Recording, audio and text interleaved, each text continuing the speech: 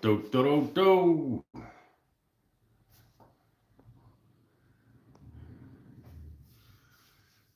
Oh, do, do, do, do, do, do, do, do. Hello again.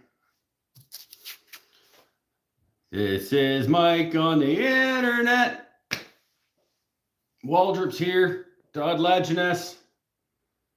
Thooks. Leslie's here. Steve's here.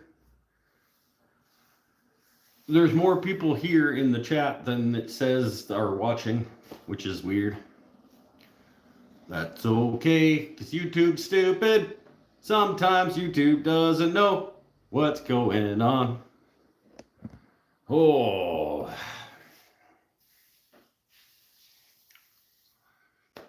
How are things, my peeps? I hope I can call you my peeps. I mean, you're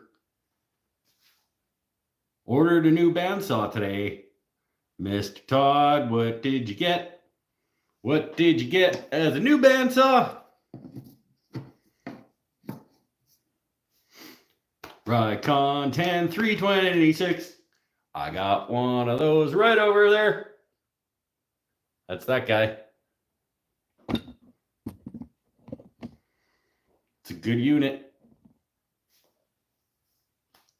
Like I've said before, and I'll say again, the only thing I wish it had was a brake. But I do without. And I think they might come with it now. At least I know it is an upgrade you can get on it. Did you get the fancy version with the put brake and the stuff, or just the regular?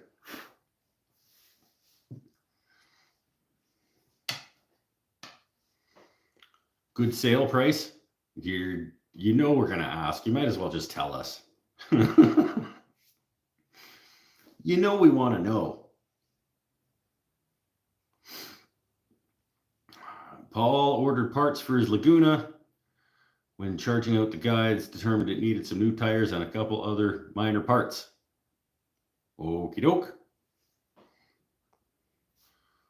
$1,279 American dollars. So that's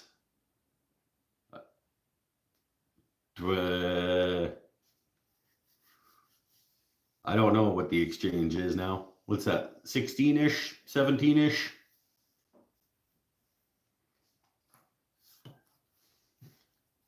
Canadian dollar dues.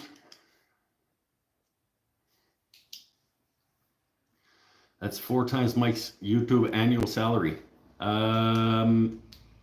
Last year. This year it'll be a little more than that, I think.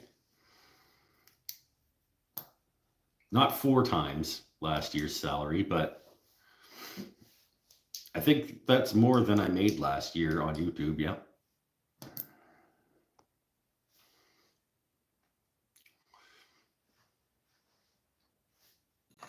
Woodcraft site said it was in stock, store said otherwise.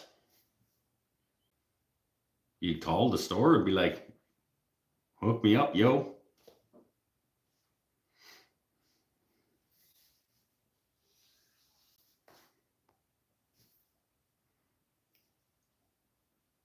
The website says it's there. It's there. You go in the back and you find it.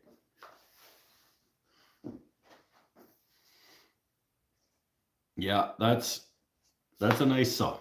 It's not anywhere near the top of the list for me in terms of upgrades. That'll do me for a while anyway. Brian's here. Looks like Mike got on the 50% sale for Carhartt. No, I think this was a Christmas gift one year. This is a nice shirt though. This is a quality shirt.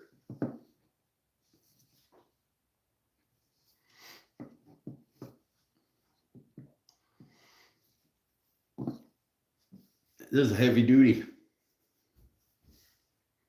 I've never seen a Carhartt anything that wasn't heavy duty. Even their t-shirts are like, this is gonna last for a while. Oh,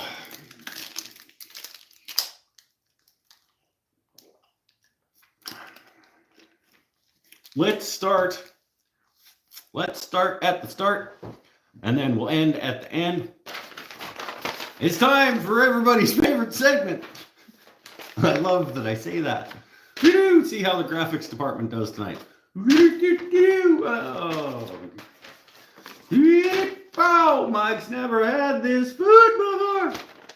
Okay, so on this episode of Mike's Never Had This Food Before, we all know that I like a good cured meat, jerky type product. I like the pepperoni sticks and the various cured forms of meat products. I tried the steak nuggets, and when I have the Jack Links, that was the steak nuggets, I think. In any case, I realized when I was at the store, I was in the walk through the self-checkout area. I've never had, believe it or not, I have never had a Slim Jim cured meat product. This is like the standard by which like sticks of dried meat, I think. It's like when people like Slim Jim, I think, is almost like Zamboni in terms of like if you're having a stick of dried meat, people call it a Slim Jim, even if it's not like a Slim Jim brand Slim Jim. But I have never had an official Slim Jim brand meat stick. I'm sure I haven't. So tonight we're going to try, what's this guy? This guy's I don't know if it's a standard length. I don't know what the standard length of Slim Jim is. It's 13-inch long, singular Slim Jim. Let's try. Oh, this is the giant Slim. So maybe the regular isn't 13 inches. 13 inches is giant. Family show. Okay, let's try Slim Jim. You gotta need a knife to get into these bad boys, or no? I think you got a peely dealy. You just like this. I don't know. Losing points already, Slim Jim. What the? I got a defective. Okay. Oh, all right. There we go. We're going to try family show. Slim Jim, original. What other kinds of Slim Jim are there? Do they do like teriyaki and all those other kinds of?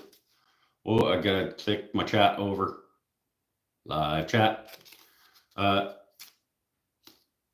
they do teriyakis and honey garlics and stuff, or is it just all just Slim Jim? It says original, so it tells me that there's maybe, it smells good.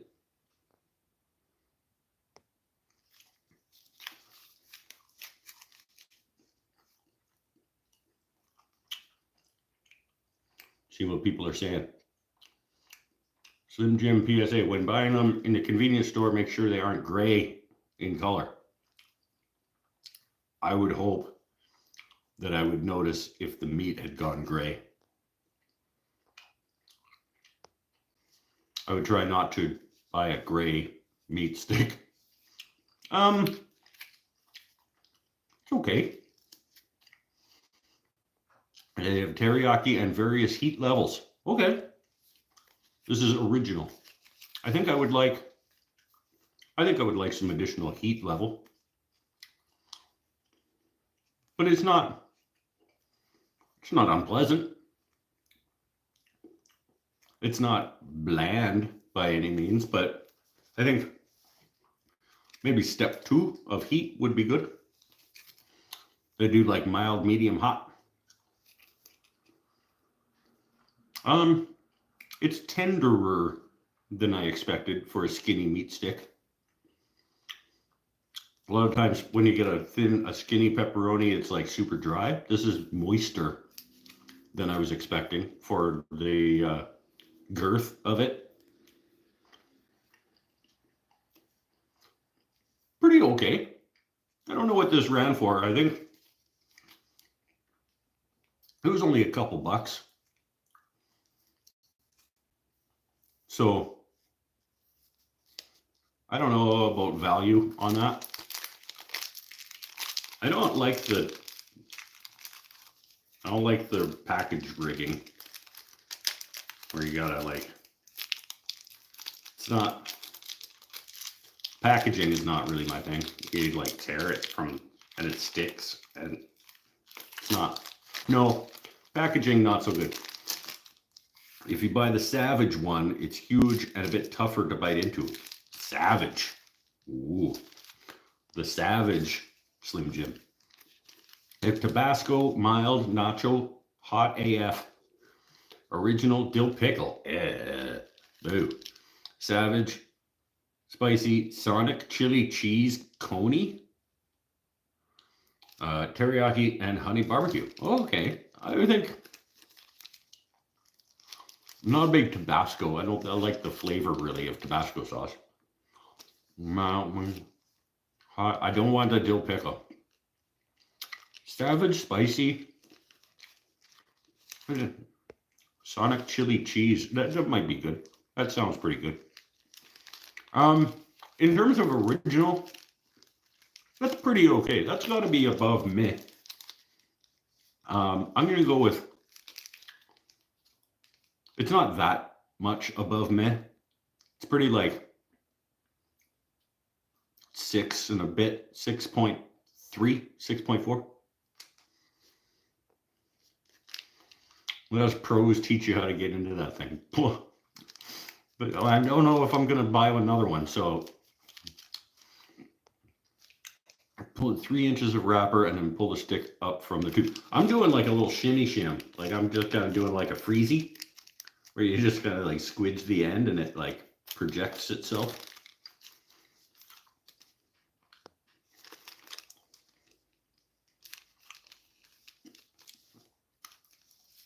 It's six and a bit. It's all right. For a couple bucks. Love the squeeze and project. Yeah. You just squidge the end of it and it goes beep, beep. It's okay. 6.5 Slim Jim. I'll give it a full on 6.5. That's pretty, it's better than meh. And it's better than I expected for it. Like I said, its girth suggests less moisture. You would think it would be a drier experience, but pretty okay. Used to swallow those babies in one gulp. I can see that. There's not a lot of substance here.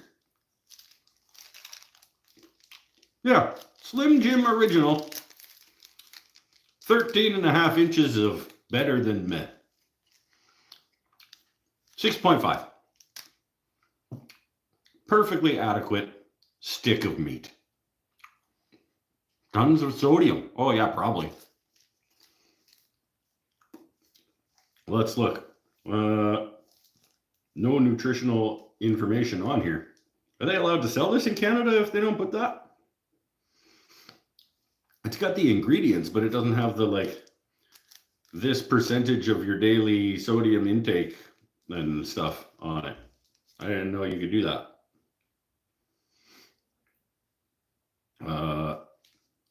Beef, pork, mechanically separated chicken, as opposed to the manually separated chicken.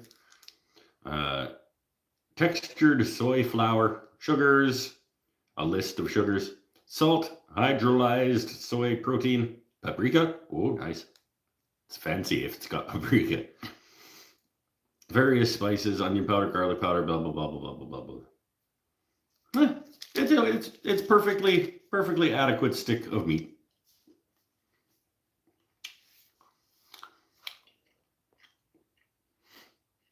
$13.5 inches is impressive. 13.5 inches of better than meh. Yeah, it was only 13. It wasn't 13.5. It was 13 inches, almost on the dot. It was yeah, better than meh. There you go. That's this episode. That's been this episode of Mike's Never Had This Food Before. Slim Jim. It's fine. A little spicier, I think, would be good. I have another one, if I feel like it, in a little bit. I have another Mike's Never Had This Food Before. But we'll see. Oh, only 4 of you like what's happening. That's not acceptable.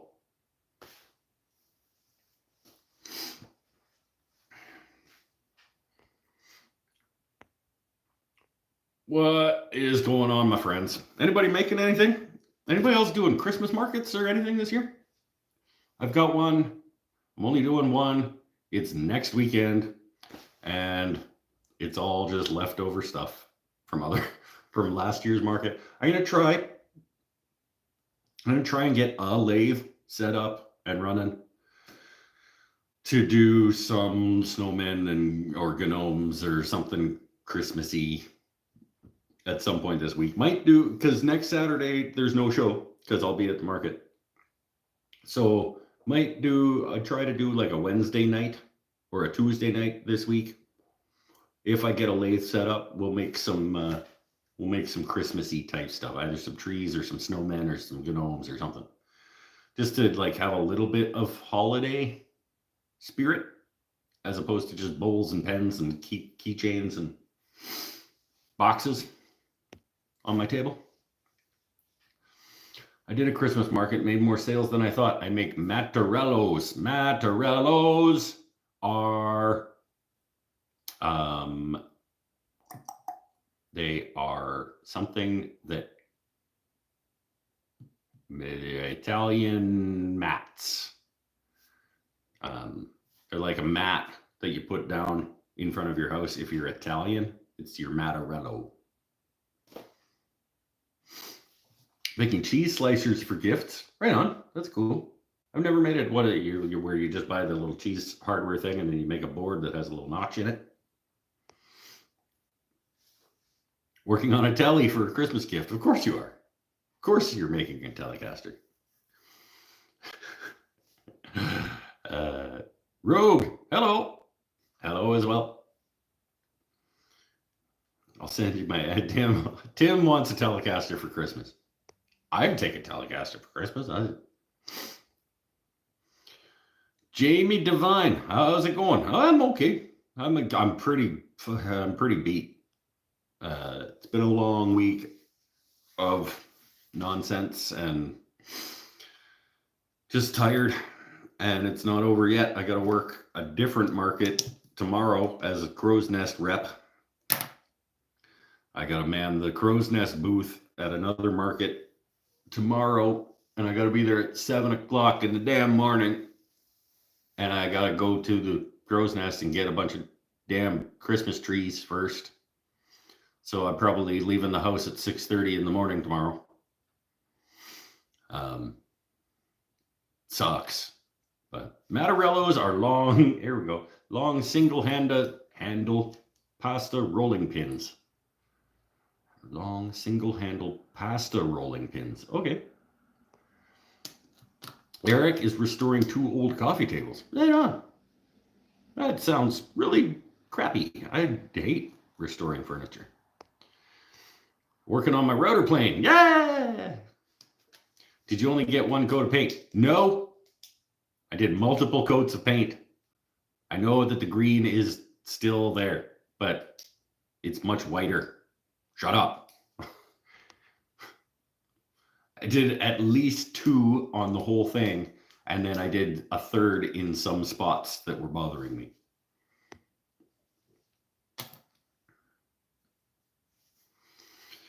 Propurate. Propurate.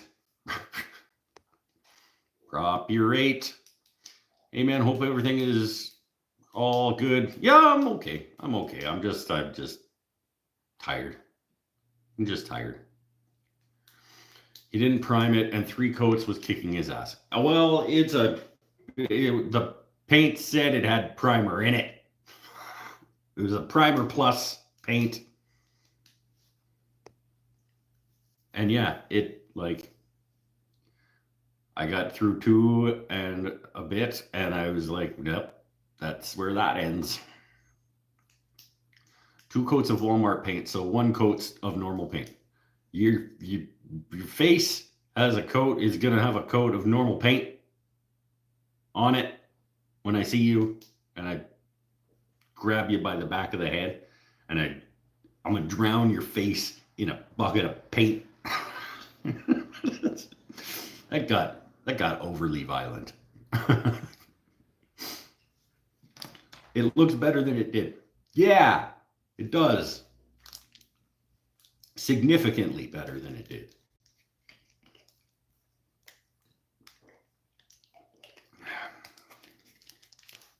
Fucking Pinnell. The 2028 shop reno. 2 more coats of paint. This will be the last of this shop's renovations.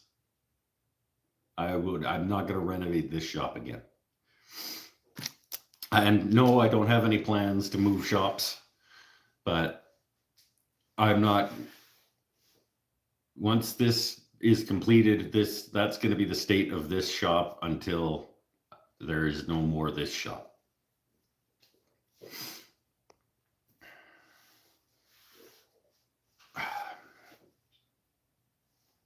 I'm sitting a little awkward because I am dangling over a stack of drying Douglas fir.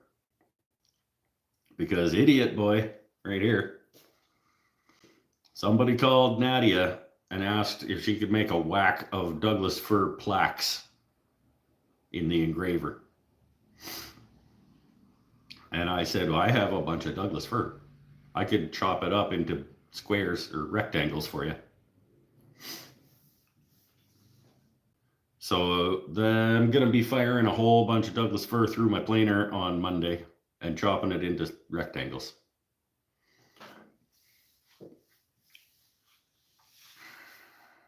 This Douglas fir, this stack of Douglas fir doesn't owe me nothing. I paid $100 for a giant stack of Douglas fir a few years ago, and it's made numerous shop cabinets. There's another one in progress, and I still have half the stack. And so I'll fire a bunch of it through the planer and chop it into 6x10 pieces of Douglas fir and sell them to Nadia for not enough money, but more money than I would have made otherwise.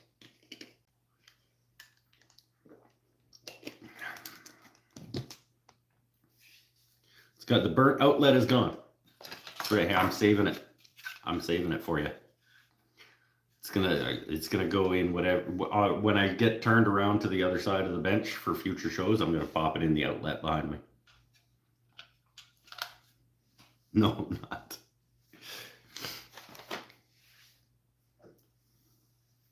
Maybe just take the prongs out of it and just like put it on the wall behind me as like a memento.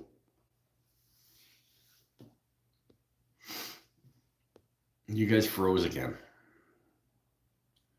I don't know why YouTube is doing that lately. I gotta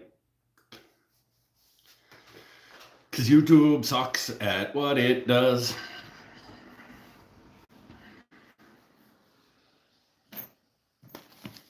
Guys froze right in the middle of Mike's never had this food before, like a couple weeks ago.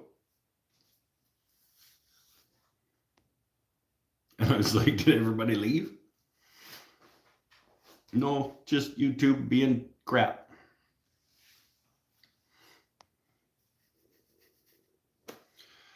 Oh, Mike's had a lot of this food before.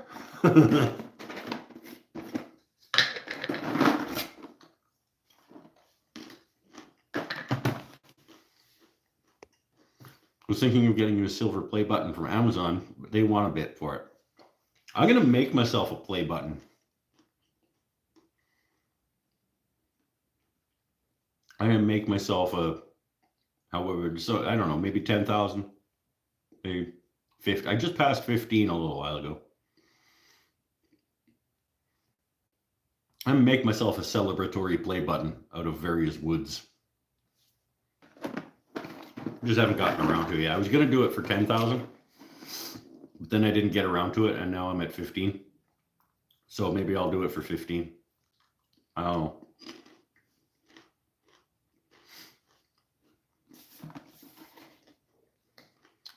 You saw that painting on Amazon for 20 bucks? You should buy it. It's good.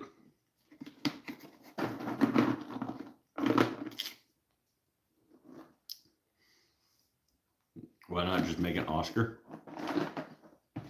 Or a Golden Globe? If you're giving yourself fake awards, I'm not giving myself a fake award. I'm giving myself a 15,000 subscriber play button. And I'm not giving it to myself. I'm making it. So where's your 0 subscriber play button, Pinnell?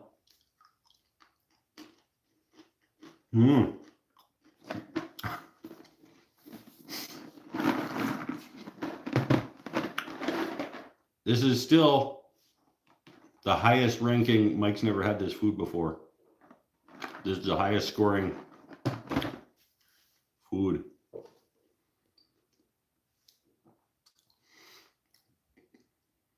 How's sober journey? It's still going.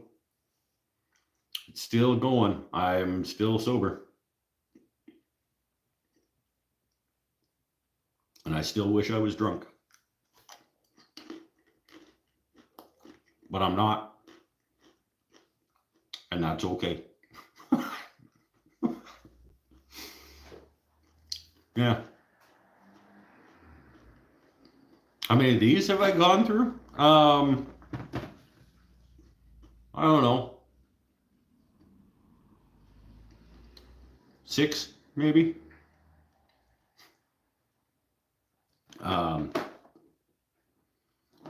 I'm at the point, I don't go to Costco very often. Last time just this past week, I got 4 because of how often I go. I run out and then I don't go to Costco again for a bit. And then, so I got 4 of them on Monday or Tuesday. And I haven't gone through one since then, but I've gone through half of one.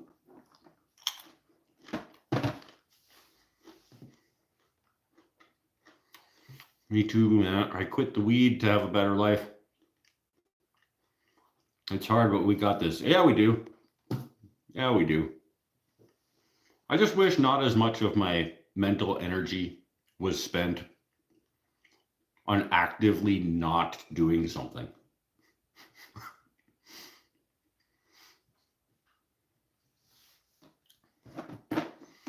Should clean out that packaging and make a betta fish tank out of it. I was saying just last week, I was like, I gotta find a use for these things, because these are like, they feel like you should find a use for this, like, this relatively heavy duty plastic big thing. And like, they're starting to build up.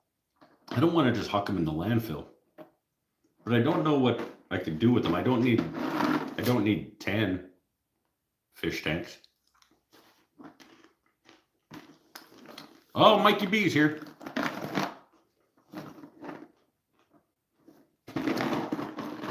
Call him Stanifer. Wouldn't do that. Stanifer's the worst.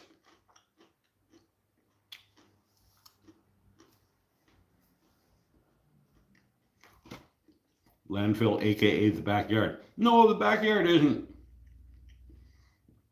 There's not a lot of garbage in the backyard. This is just like, it's just not well maintained.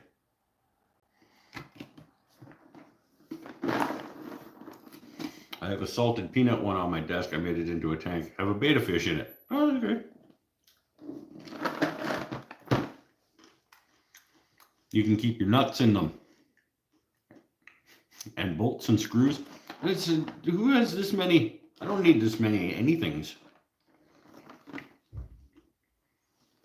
Like, I like to keep, let's just call them fasteners.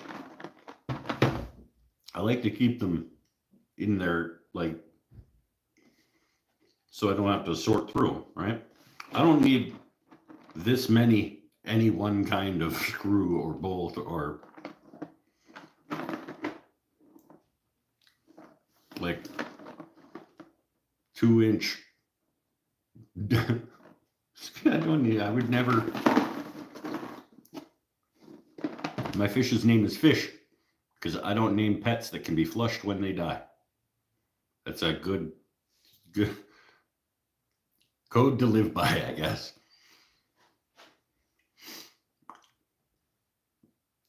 Rhonda King, Mike, hang in there. I know you are going through some major changes in your life, and you have a lot, I'm guessing, of people rooting for you. Gambling is my draw, and we have a casino down the street. Yeah, I've gone through phases of gambling. I've never been a big gambler, but sometimes, well, usually when I was drinking, I could blow some money for sure. But yeah. And casino down the street and like a liquor store on every damn corner in town, it seems. It's hard, but you got it. Just gotta not. It's just gotta not. It sucks. It's stuff that wrecks you. You gotta not. But it's easier said than done. And just try to be better today than you were yesterday. And tomorrow try to be better than you were today. Like make a wooden lantern out of them. It's not wood. Or like use this as like the bulb cover and then make like a frame of wood around it.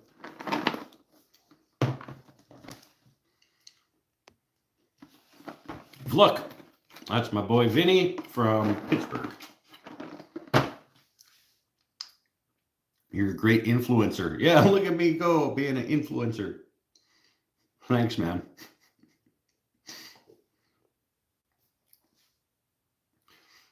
Growing up is hard. It is, right? It's stupid. Stupid and dumb. Still working on it at 55.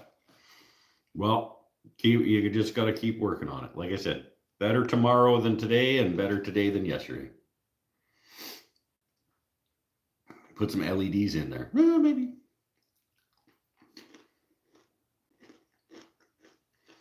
When I quit smoking, I referred to myself as a non-smoker. Psychological warfare on myself. Yeah. I mean, a lot of it is just shifting your mindset, especially with stuff like smoking. Like I'm being a little bit,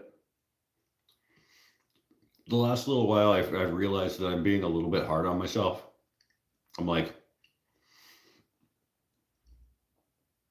I'm beating myself up a little bit too often about not being better than I am at certain things or about certain things. And one of those things is smoking.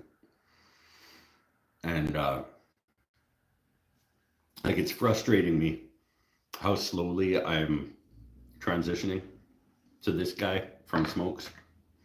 But be kind to yourself.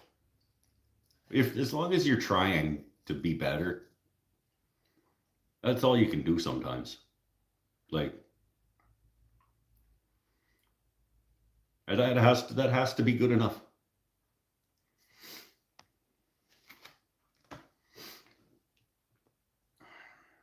Look is the sound a penguin makes. That's right. Look. Don't look backwards, look forwards. Exactly. Be better tomorrow.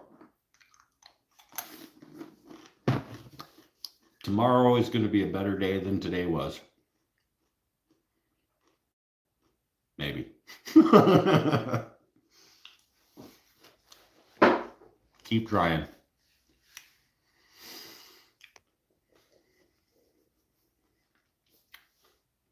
Do you have a crock pot?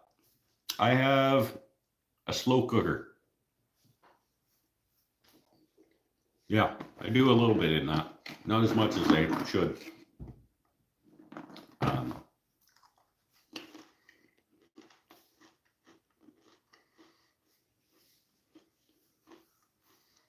I do a really mean braised short ribs in the crock pot. That's like one of my better recipes.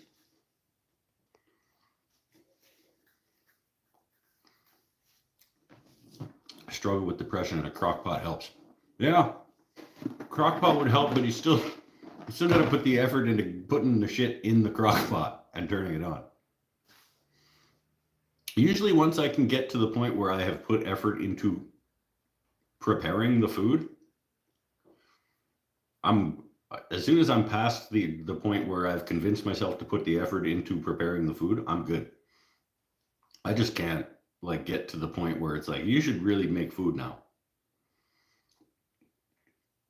Or not often enough does that impetus happen.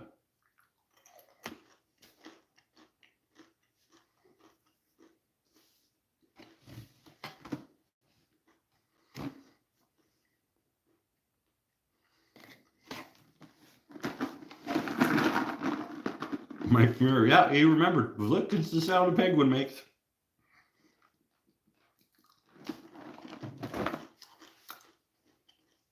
And what would have happened if Vinny Testaverde was traded to the Pittsburgh Steelers? Who knows? These things.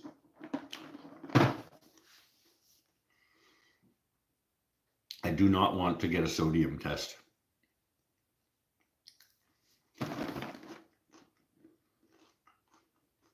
Oh, that's actually not as bad.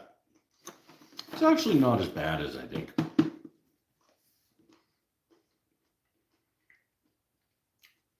Per 14 pieces, though. 14 pieces of this is a serving. That's not enough. 18% of your daily sodium intake in 14 of these. So, I'm not a math guy, but that tells me that I can eat, there's 14, I can eat like 100 of these in order to achieve my daily goal for sodium.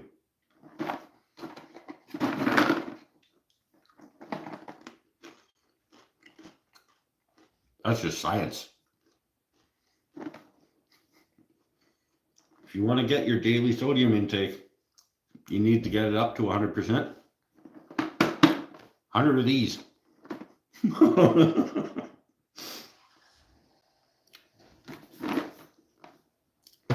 That's what you need to do.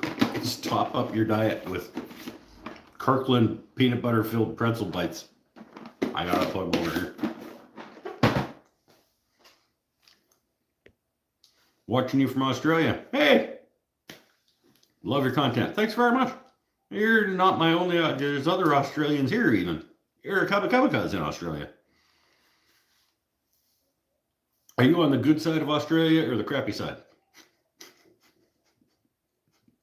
That I have just determined for no reason. I just decided, I think just a couple weeks ago, I was like, the Perth side sucks.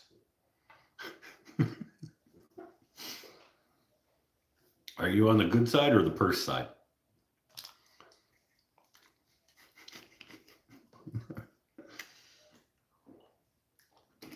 And I only do that just in case Jax shows up. Because Jax lives just outside Perth.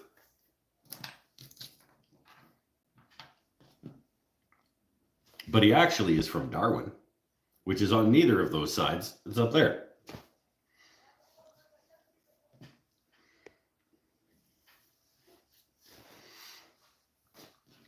Oh, I think you guys might be stuck again. Maybe not. What did I do? Oh, geez, you're back. What did I do? I accidentally did something. The fluff man has returned. Did I miss trying the fluff? I haven't gotten the fluff yet. I forgot to look when I was at the store.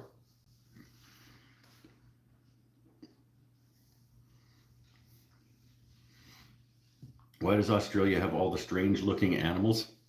I don't know. There's some strange looking animals everywhere, really, when you think about it. Like moose are pretty weird looking.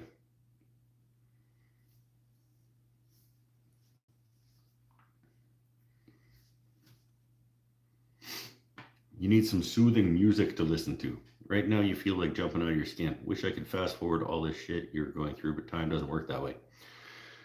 It's better than it was. I think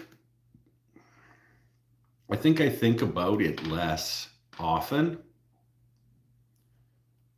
I think about drinking less often than I did when I first quit. But when I think about it, the pull is stronger than it was when I was thinking about it more frequently, if that makes sense.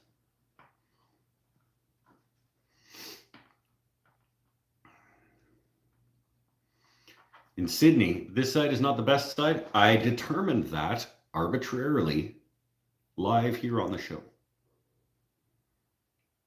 I decided that the east side of, because the west coast of Canada is way better than the east coast of Canada, I determined that the east side of Australia is way better than the west side of Australia.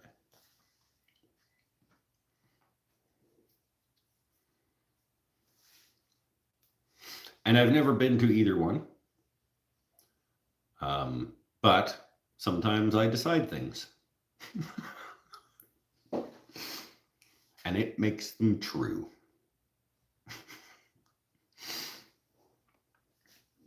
How was everyone's Thanksgiving? Well, real Thanksgiving was like a month ago. So it was okay.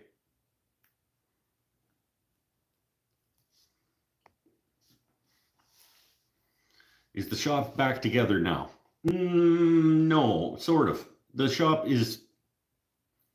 I can make some cuts and do some things, but it's not. The reno isn't finished. But I have made some cuts. I chopped up some 2x6s to make brackets for the back of one of those, where you cut the hole out for people to stick their head in to get their picture taken, and it's like an elf or whatever. We were making those for market, and it needed a little back bracket thing, so I chopped up some 2x6s on the table saw. And I did a little bit on the bandsaw and stuff. Like, I can make some cuts and do some things, but the shop reno is not completed.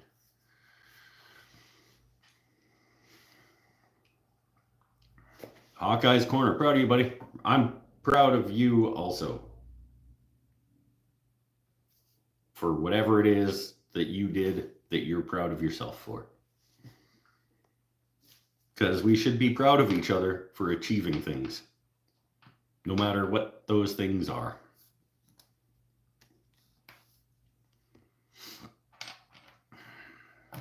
And be each other's biggest cheerleaders.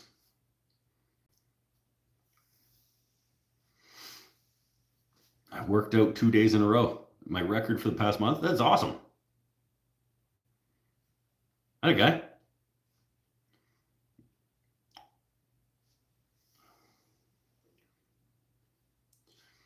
I was alone on Turkey Day, but still had a nice meal. Okay.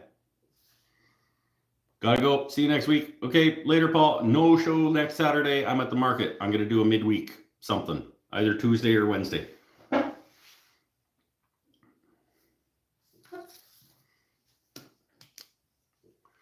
Both are great in their own way. West is desert meets the ocean. East is rainforest meets the ocean. I think I'll take rainforest over desert. But yeah, it's all in good fun. It's only because Jax is over there that I decided that. This is messing with my knees. I'm sitting. Ugh. I can't sit like that. This is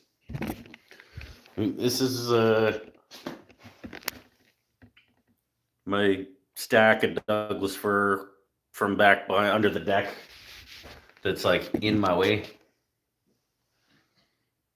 And I'm like, can't sit with my feet up on it like that.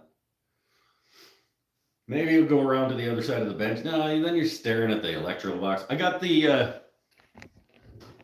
outlet covers back on all the outlets, and the electrical box is blue and back on, and the covers are on.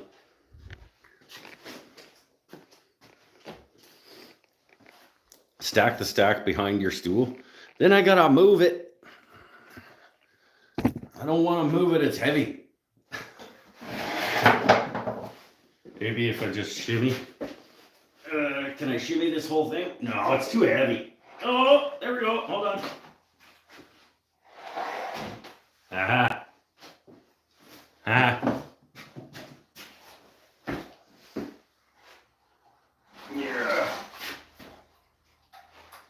Yeah. There we go. Now I got.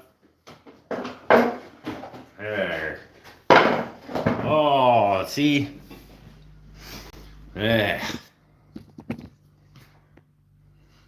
What would I do without my friend Tim? Great color choice. Yeah, right? Sort of like Prussian blue. It's my favorite color right now. It's a little darker than Rikon blue.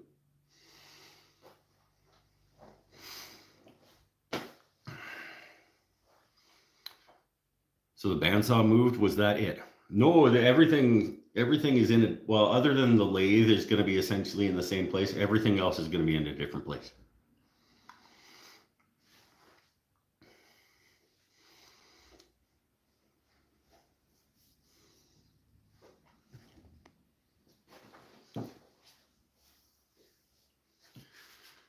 Would love a man shed. I'm just too busy being a single parent and full-time carer for my daughter. Plus, I'm always broke. Yep. I hear you. It's where the table saw is over here. Things are still together in little groups. So the bandsaw or the table saw still is going to outfeed onto the workbench, but it's against the other wall. Well, it's not actually against the other wall. It's towards the other wall so that I now have access to my router table wing, which I didn't have access to before because it was against that wall. So I had to like move my table saw out to use the router table. So now I'm not going to have to do that. And I can get around it in both directions, which is good.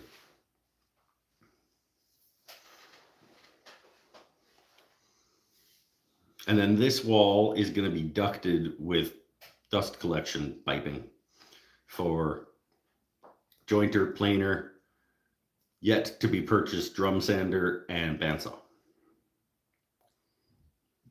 on a run of pipe along here.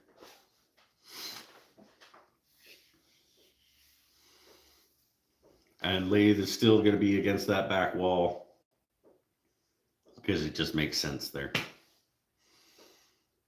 I don't know. Drill press might be a stow it away and pull it out when I need it situation because I don't do a lot of drill pressing. So I see we switched from Coke to Gatorade today only because I didn't have any. I had a case of Gatorade. I did not have any Coke. So I've got two options. I got the red and the yellow.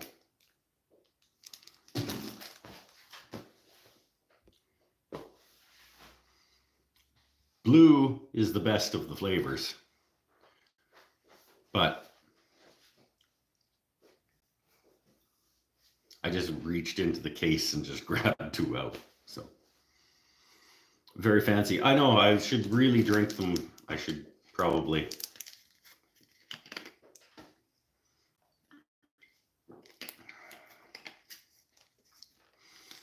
I'm a big grape Gatorade guy.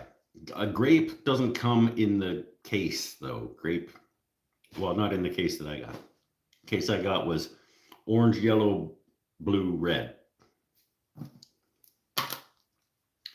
Are the planes moving? Yes, the planes will be moving. I just don't know how they are going to be hung slash enclosed slash whatever. They are going to be going on that wall eventually. I just don't know how yet. I know you prefer Coca-Cola, but if somebody bought you a Pepsi, would you drink it?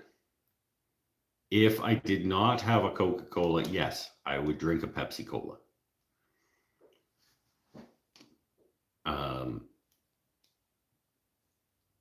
Yeah, I have been known, like, wife likes Pepsi, I like Coke. If I'm out of Coke and she's got Pepsi and I really need a drink and I don't want to go anywhere, sure. I'm not going to enjoy it. Like, I'm going to be wishing that it wasn't a Pepsi. My dad was a woodworker slash hobbyist. I remember he made these very shallow drawers for each of his table saw blades. Oh yeah, that's cool. Yeah, basically just like a slide out tray. This, I'm going back and forth on what's gonna be on this wall in terms of cabinet and storage things for the planer jointer drum sander. I keep swapping around in my head like one big bank of cabinet versus individual cabinets for them to live on, possibly on wheels. I want to get some of those workbench like lifty caster dealies because I want it when I'm pushing a piece of wood over a jointer. I do not want it to move. But I would like to be able to roll it out because I'm afraid that the jointer, planer, drum sander in a row isn't sometimes won't they'll want the piece will want to run into the next machine if they're all on a stationary bank of cabinet. So when I'm trying to do an operation on a piece of wood that's like 6 feet long and I'm running it across the jointer and I need to move my planer out of the way, that's going to suck. Or vice versa or whatever. But those workbench caster lifty step on the side and it lifts up and you can move it casters, them ain't cheap. And I'm not wealthy. So 4 of those guys on 3 different cabinet things, like, what's it, like $1,000 or something stupid. It's a lot. So I don't know. I don't know yet. I'm gonna have me a cigarette. Apologies to those of you who either that triggers or don't like it or whatever, but it's a thing that I am dealing with in my life. I'm trying to be a little better every day.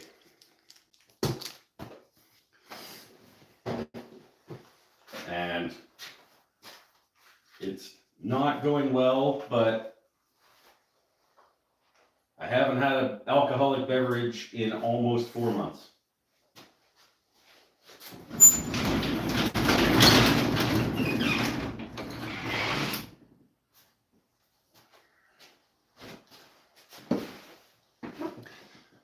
Four months ago, in 2 days, 3 days, December 3rd will be the 4-month anniversary of me falling on my face.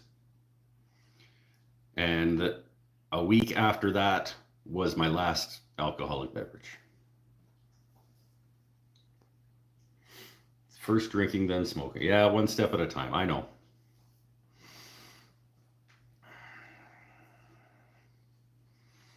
I know. It's like, gotta be kind to yourself. Go easy on yourself.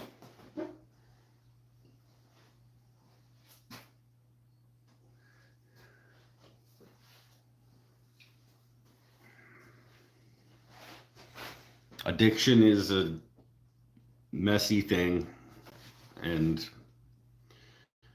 you know, we're all fighting battles. Then pretzels. No. Then I don't want to give up pretzels. They're my little buddies.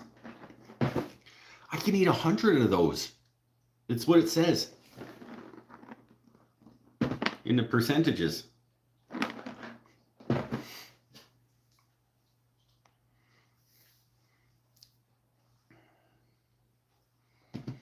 What's the deal with YouTube tonight? Is it being weird on your guys' end? Because I had a couple of weird things happen, but right now it seems to be okay.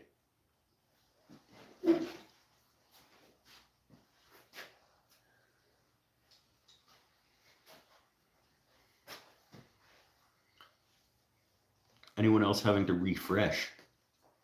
Oh, keeps freezing on your end? There's only one other person in the house right now, so I don't think it's my end.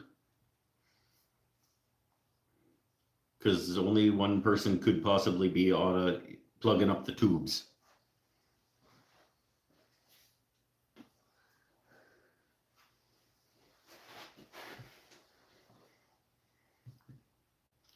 Keeps dropping out and coming back.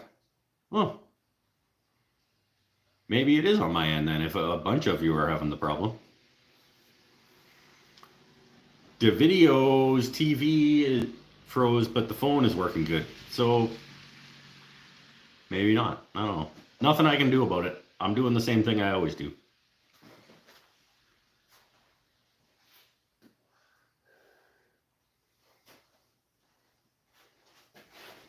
Except, like I said, there's one fewer person on the internet in the house. So if anything, it should be better on my end than it usually is.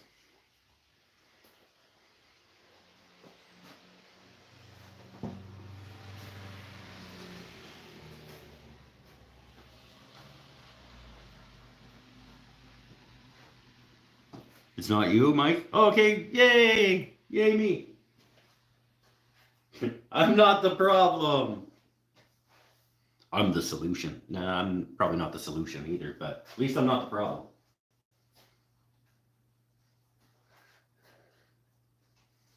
Oh, I really don't want to get up at like 6 o'clock in the morning tomorrow and do another day of work, but I'm gonna.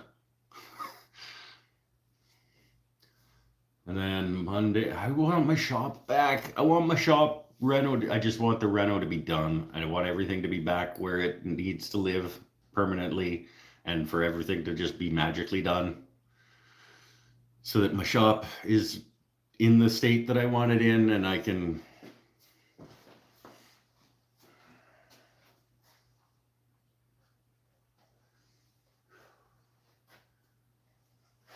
that's what I want.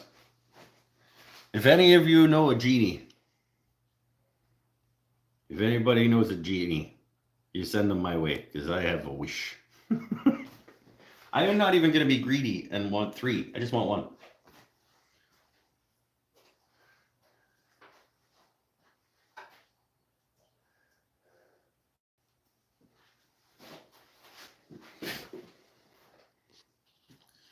Just glad they aren't showing a disgusting ad for Dove full body deodorant. I don't think I've ever seen that ad.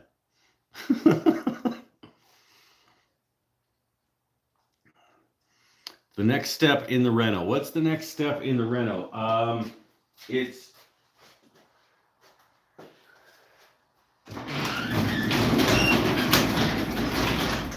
the next step in the reno is figuring out the cabinet situation for this wall for the tools to live on, and then figuring out where the wall cabinets go on this side and what they hold, and running dust collecting piping to these tools that are going to live on this wall. Yeah, I guess that's it.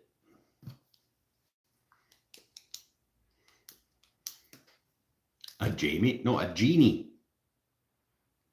Like one of the, you rub the lamp and he gives you wishes.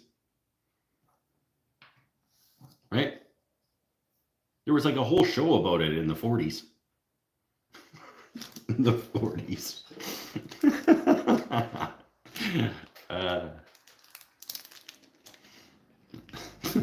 40s.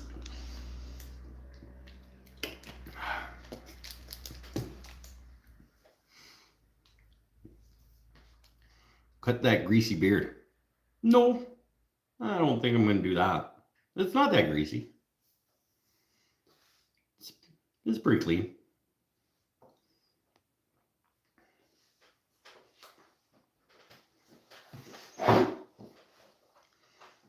Oh, Pinnell's doing work. Look at that. The 60s. I know, it was funny. Come on, Eric. It was funny.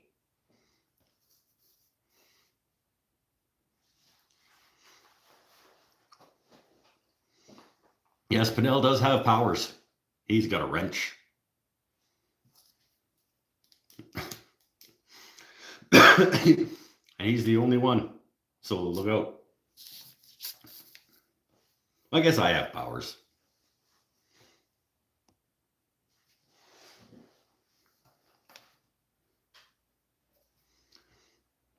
I remember Barbara Eden, One Hot Genie. Was that the name of the girl in the Genie show?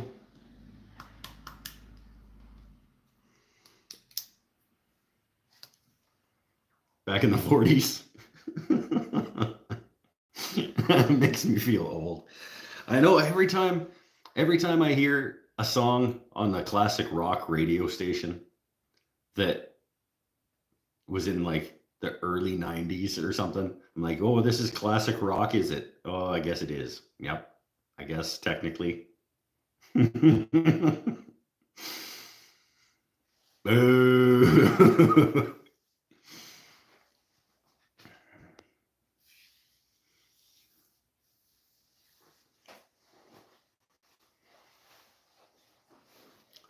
Tim's another Barbara Eden fan.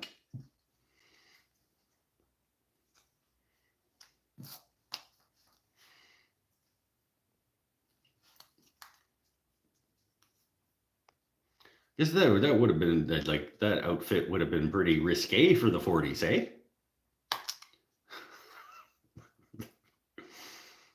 How'd they let that on TV?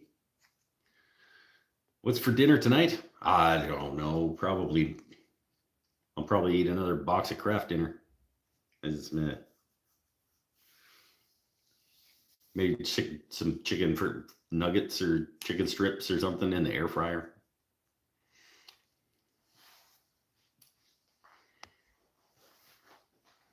I might just eat the rest of these pretzels.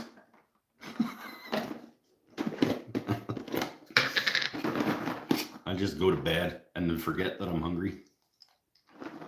You can't feel hungry if you're asleep.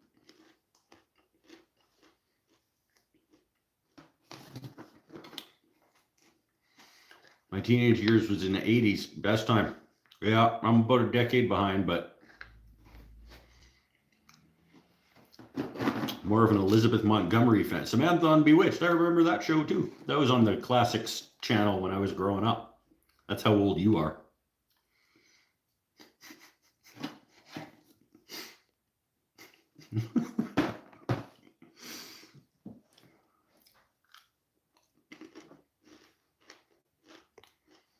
Picture this, fluff-filled pretzels.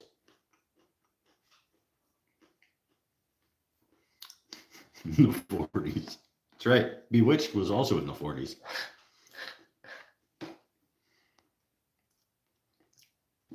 So you were watching like I Dream of Jeannie and Bewitched and like The Little Rascals and Leave It to Beaver. Those kinds of shows.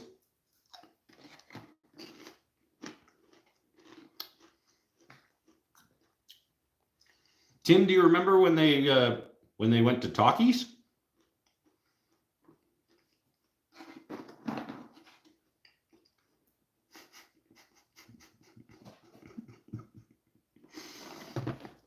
When you got to stop reading the thing, like the little card would come up with the words on it from what he said. You remember the first time you went to a movie and like the words actually came out of the person's mouth?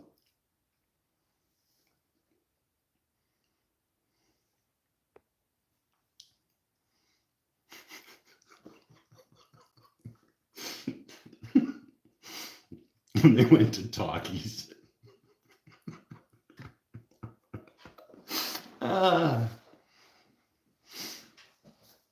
Oh, they were black and white when I started watching. I was born in the 2000s. Look at this young buck, born in the 2000s. Big SpongeBob guy. Hey, look at that. Back in my day, we had a piano in front of the movie screen, and we liked it. And we rolled a wheel down the road with a stick.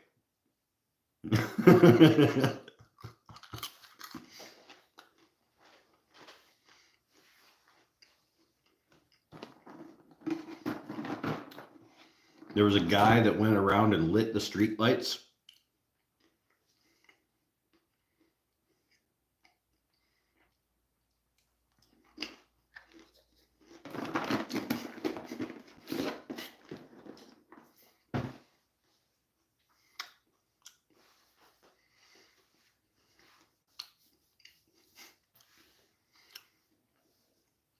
You guys are singing the SpongeBob song now?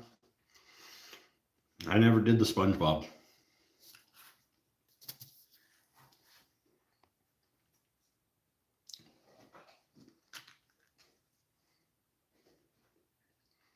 Okay, you guys finish singing the SpongeBob songs. I'll wait.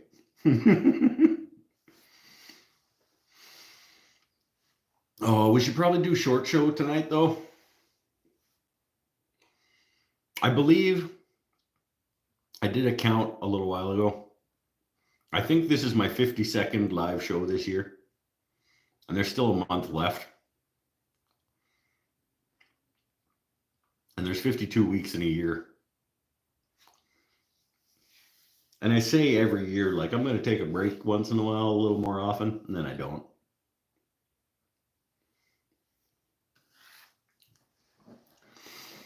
We were never inside as kids, always out all day. Then when they lit the bowl candles, we had to go home for dinner. That's right. That's how you knew it was time, when the guy went around and lit the bowl candles. You had to come in from rolling the wheel down the street with the stick. I've heard tell. Yeah, uphill both ways.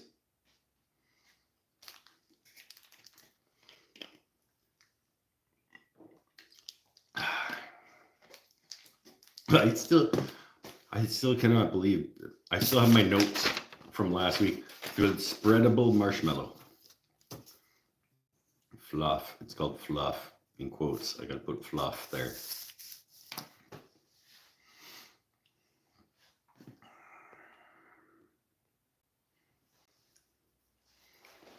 I cannot believe they make that.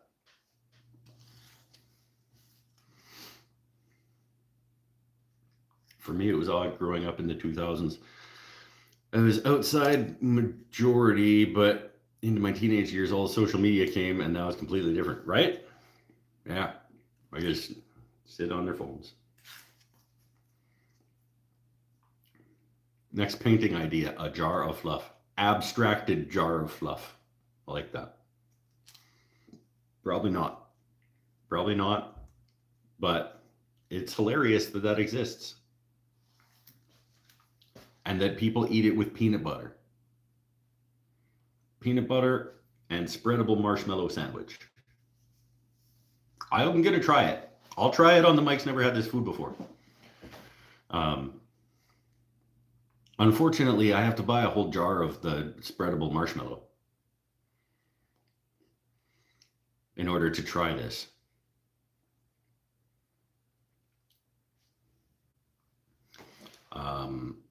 And then what do I do with it? Like, maybe it's good. Maybe I'm prejudging this stuff. Why don't they make pork flavored salt? I don't know. Pork already kind of tastes like salt. No. They probably do. Somebody probably does, is the answer. John Dunbar thinks fluff is gross. I'm with you. I've never even had it, and I think the concept is gross. What's a Canadian specific delicacy? Now I know fluff is obviously an American thing. Maybe it isn't obviously an American thing, and I've just never experienced it, and other Canadians have, and think it's weird that I haven't. I don't know. But a Canadian specific delicacy, poutine, my friend. Poutine. Poutine, depending on where you're from.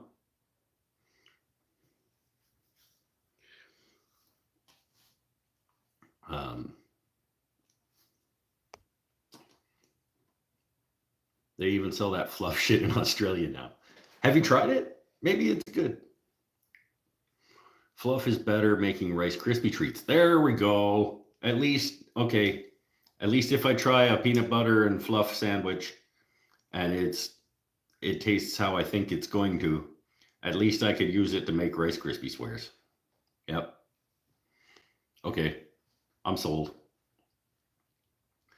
I've had poutine one time, very good. It is, yeah, it's delicious. Probably one of my top 5 favorite foods.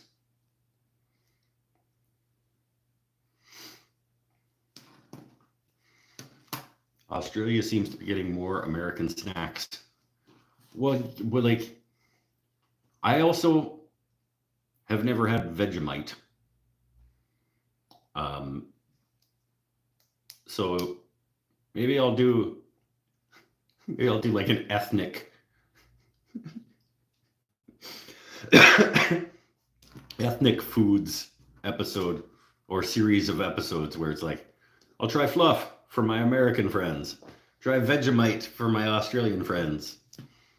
I don't know what else, but somebody said they were gonna send, when I've got the little cookette or the kitchenette situation going, somebody can send me some grits.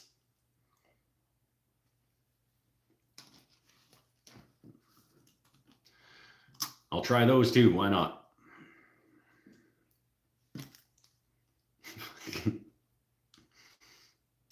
Corn paste.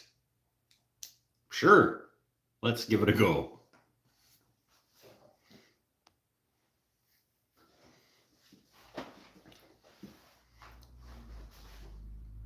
Why not? Grits to me is basically flavorless oatmeal. That's what these guys were trying to explain it to me and how awesome it is. And like, they were trying to make it sound good. And I was like, you're not doing a good job. It sounds like cream of wheat type made out of corn. Instead, it's like cream of wheat in corn form.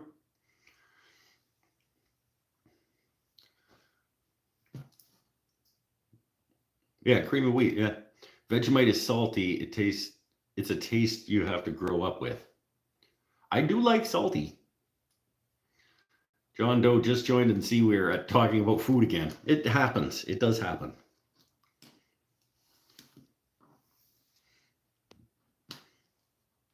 John, what is your regional weird food? Wherever you are, what's a thing that people eat that's kind of weird? Or like that they eat there but don't eat other places? You have to add lots of butter / salt / pepper to make it good. I mean, if you do that to anything, I guess it could be good. Just butter, salt, pepper in high amounts. Yeah, sure. Okay. Do you use many battery tools? Some. I have cordless. I'm in the DeWalt battery system, so I have the cordless drill, driver, circular saw, weed eater, like string trimmer. That's about it. I would like to get the DeWalt cordless jigsaw just to have one less corded thing. But I don't use jigsaw too much, so it's not really that big a deal. I would like a cordless palm router as well. Do you have any flex volt tools? No, I don't. I'm in the 20-watt max. This guy's brand new. I just got this a couple weeks ago. 20-volt brushless hammer drill. So far, so good. I haven't used it as a sander yet on the lathe, which is what I'm really looking forward to. Have you ever had chicken fried steak or sloppy joe? I have had sloppy joe many, many times. I've had sloppy joe.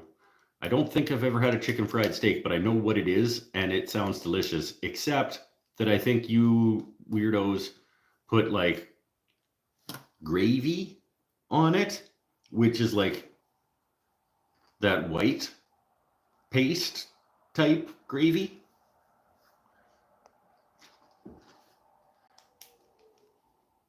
Which I don't like as a thing.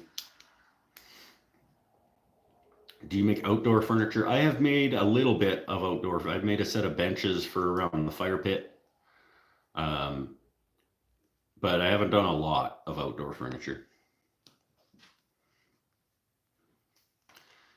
I'm in SoCal, but I'm from Germany. Germany's weird thing is Mettbrötchen. A nice bread bun with a mix of raw minced pork and minced beef. Raw minced pork and minced beef. Raw minced beef too. Raw onions and cracked pepper.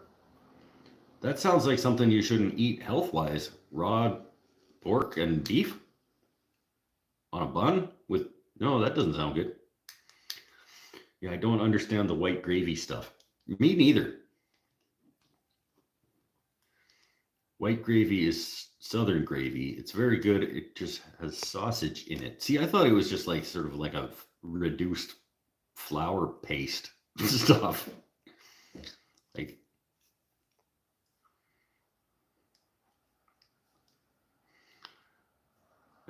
or Met hedgehog. Bunch of raw meat decorated to look like a hedgehog. Why are they eating raw meat? Like, why has everything got to be a raw meat situation? How many minimal amount of planes do you need for a proper workshop? Proper workshop is where your first mistake is. I don't think that there's such a thing as a proper work. Any workshop where you can get work done is a proper workshop. And the amount of planes that you need is the amount of planes that you need. I would say that for you need 2. See, you don't need any. But if you want to work with hand planes, I think you need something biggish and something smallish, and not even really all that biggish. You could do everything with a 62 low angle jack, right? That guy right there could do everything, and then maybe a block plane. That guy, and that guy would be enough. If you wanted to expand, something to smooth, something to joint, which could be the same thing, and then something little for one hand. Probably. For if you wanted to go, if you were just going to get one, you'd get something in a 5-ish. 62 is the equivalent of a 5, really, except low angle. So 5, 4 block plane, then you add a jointing something, and then you add a low angle something else, and it'd build up from there. I think you start with a 5-ish, or you could get by with just a 4. You could just have a nice, good number 4 hand plane and get a ton of work done with it.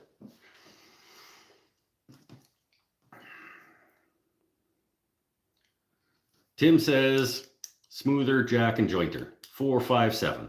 Yep, that's, I mean, I would say 4, 5 block plane, then 7. And if you have a jointer, like a power jointer, you don't need the 7, 8, 6.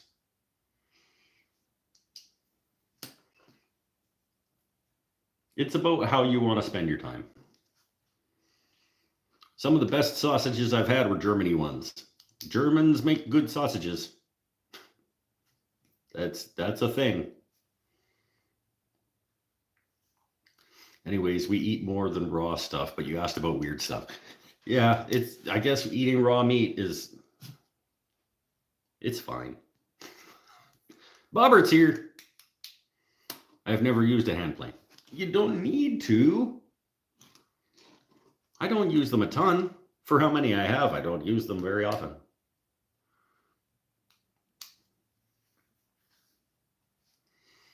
Most of us collect a lot of tools we rarely use. It's true. I like them. They make me happy. Shut up.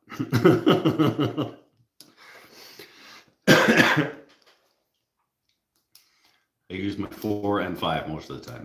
That's about, I think, 62. What gets used the most is the low angle jack, the Veritas low angle jack, that DX60 block plane, then probably the low angle smoother, the apron plane sometimes when I don't, whichever one I happen on between those two.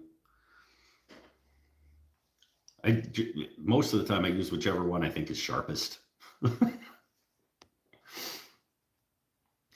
How did you get into woodworking and what was your career beforehand? Well, my career is still not woodworking. So the framing of the question, but I got into woodworking because I was an artist. Well, I wanted to get back into painting. I was an artist for most of my life in one form or another. I still am. But I hadn't been making art much, and I wanted to get back into painting. And stretched canvases are stupid expensive. So I was like, I'm going to buy a chop saw and some 1x2s and some 1/8-inch plywood. And I'm going to make my own boards to paint on at a fraction of the cost of what it costs for stretched canvas, pre-stretched art panels. And when I was making things to paint on, and I was like, ooh, making stuff out of wood's pretty fun. And I started making stuff out of wood, and I sold some stuff and I reinvested in more tools, and then I sold some more stuff and reinvested it into more tools. And it just kind of like organically happened by accident.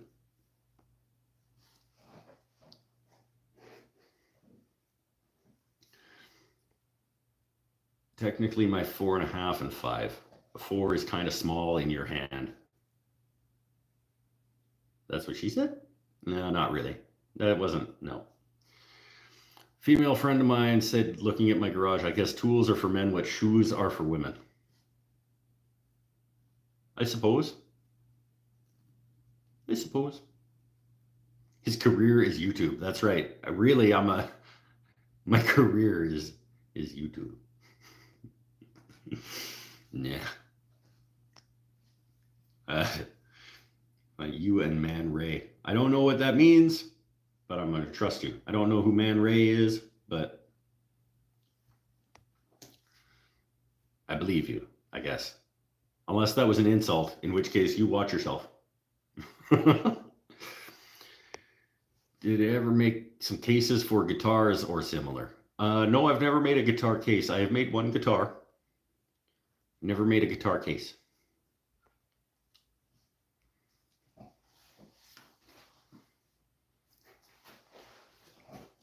Should make a guitar case. I also want to build an amp. I don't want to make an amp. I want to take the guts out of another amp and just build like a nice box for it out of like walnut and cherry. Just for no reason.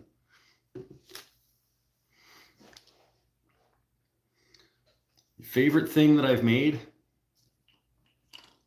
It has to be the guitar, I think, probably. It would have to be the guitar or my kitchen table or my coffee table, or well, Glenn's coffee table is it's the same model, but his is better than mine. One of those, I would think.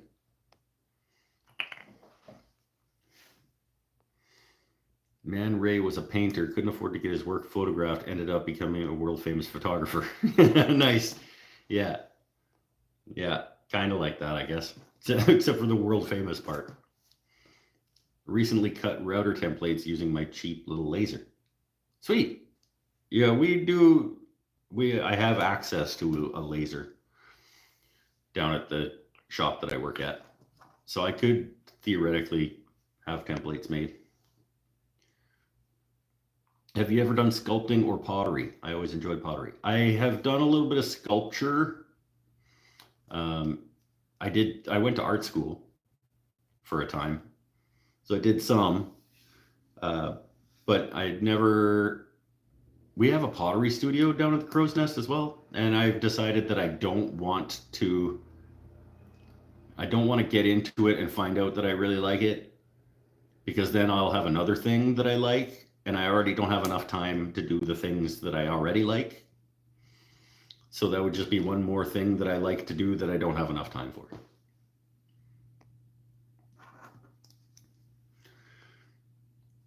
Building cabs is easy. You should give it a shot. Maybe some good speaker and leather material. I literally, I just want to build a dovetailed box out of walnut and cherry and put an amp stuff in it. That's all I like. I don't want to get into making speakers and stuff, but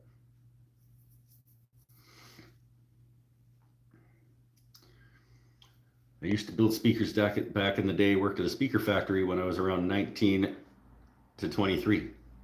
So back in the 40s. Yes. Another good one. That's another point for me.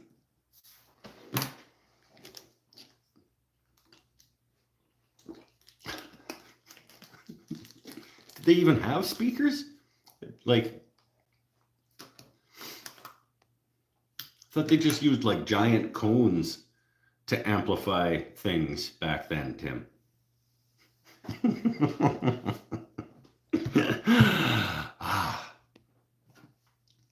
Magnificent beard, by the way. Thanks very much, Paul.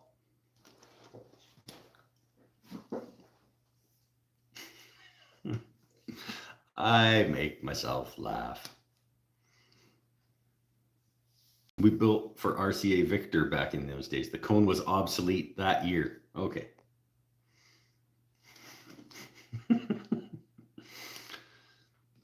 Sunday afternoon here, just after 2 p.m. Yep, that's Australia. So you're almost, what? I don't know. I'm not a math guy. There were radios back then. Yep. Apparently.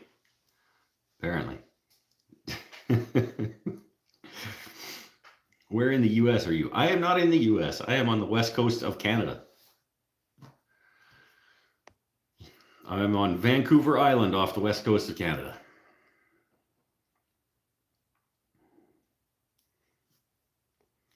Saturday, 10 p.m. over there. So he's on the other side of North. He's on the crappy coast.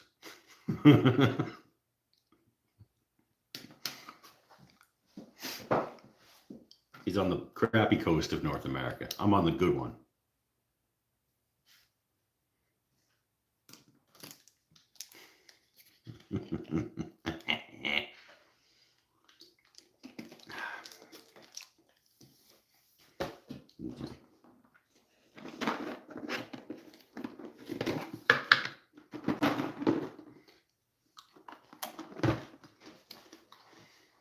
Yeah, Tim's in New York. Brian's in New York.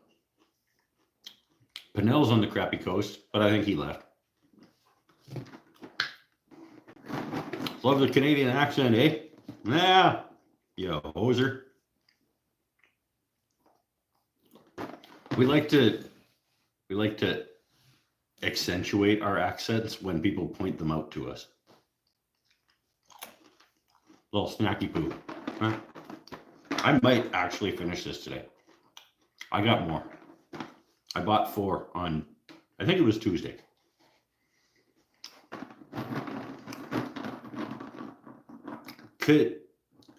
I don't even know. What's your real name there? I could just call you Kiddigga.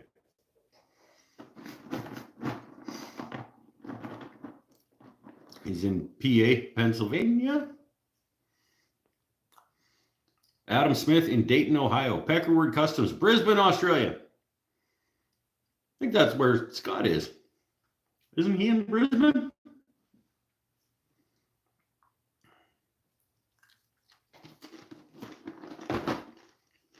Good to see you too, my friend. Now let's talk about famous Canadians.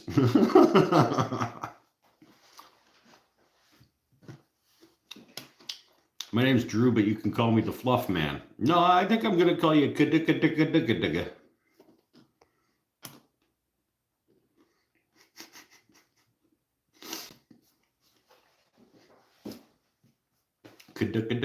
Yeah, I like that.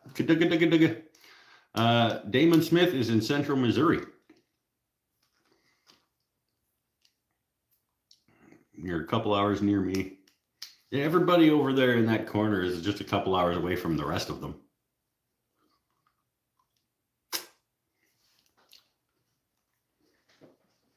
We already established that that whole region is only this big on a map. So everything is just a couple hours away from everything else. Oh, I have that's my 717 alarm. What province are you in? I am off the west coast of BC. I'm in BC, but don't really consider. It's like we're kind of separate. We're in BC. We're part of BC, but we're also not because we're on a little island just off the.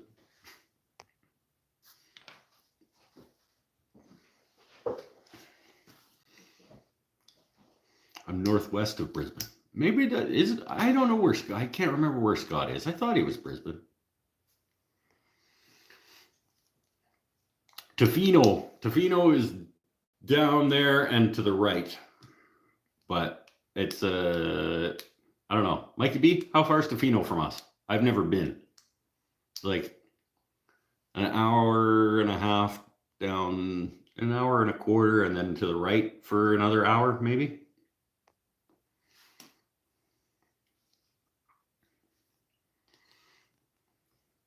I think Scott's in Melbourne. Yeah, I think he is actually. Yeah, that sounds. But I think just outside Melbourne or something. You're right.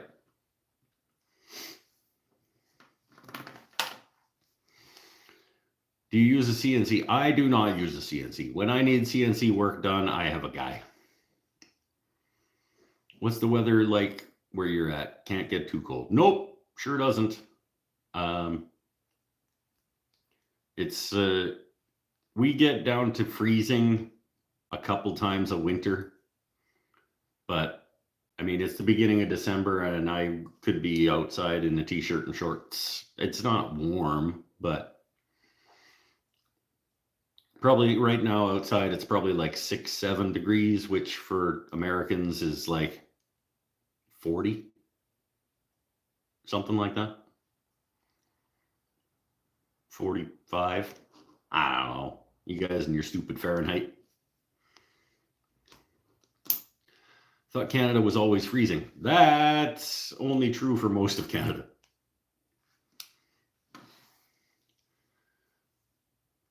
Does it actually rain all the time, though? Yeah, a fair bit. In the winter, it's pretty drizzly. I mean, if you know Seattle, like Pacific Northwest, we're kind of like that.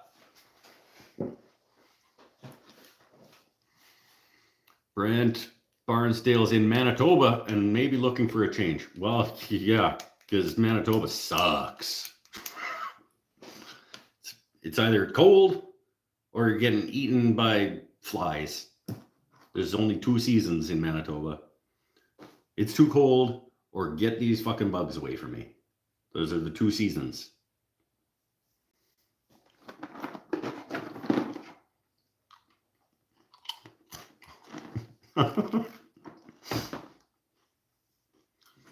Currently raining at 60 degrees here in Campbell River. Yeah, but it's not raining hard. It's just like a little sprinkle. And it's actually 60? That seems high.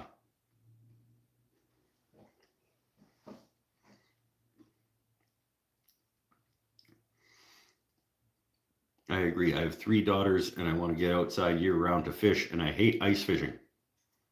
Well, you can't fish year round in Manitoba if you hate ice fishing.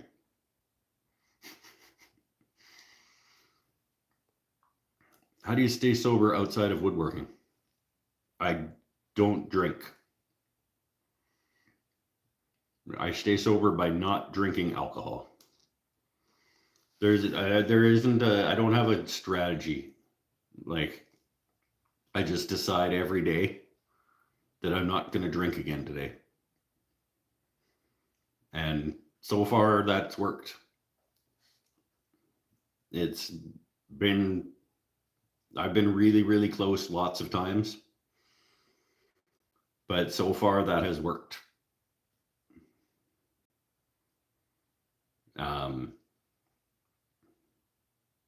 Yeah, lots of times I've been like, dude, just fuck it, go get some beer.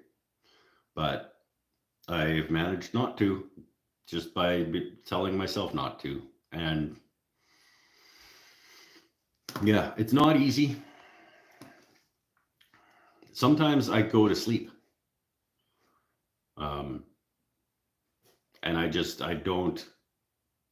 And they bothered me for a while when I felt like drinking, instead of going and getting beer, I would just go to sleep. It bothered me for a while because I was like, you're just running away. You're just running away from the problem. But it kept me from drinking. I slept a lot. And it kept me from drinking. Just go to sleep, man. If being awake is going to make you want to drink, go to sleep. And I did that for quite a while.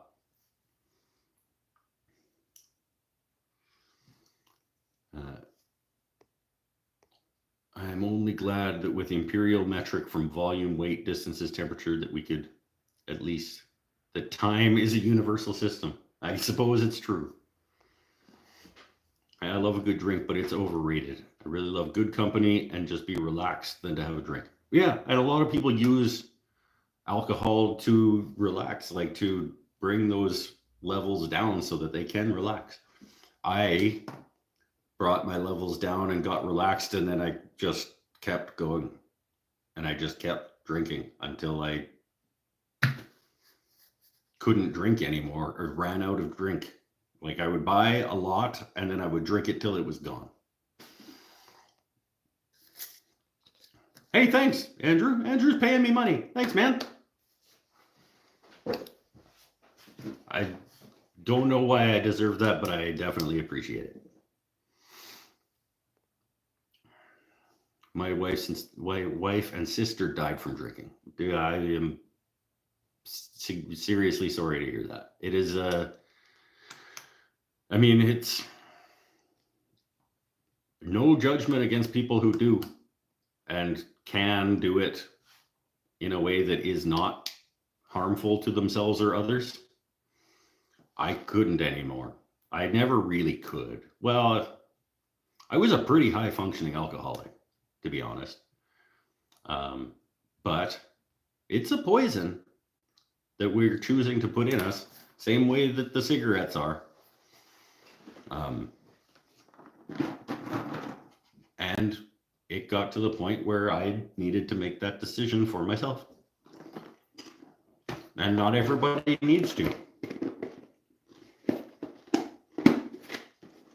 I did. Got to get going, so I'll look for your next show. Next show is either Tuesday or Wednesday night. Next Saturday, there is no show because I'm at a market. But Tuesday or Wednesday this week, I'm going to do a show trying to do some lathe stuff for my market table, like Christmassy holiday type stuff, whether it's trees or snowmen or gnomes or I don't know. I'm going to make a mess over at the lathe either on Tuesday or Wednesday night. It might just end up being more pens just to flesh that stock up, but I don't know.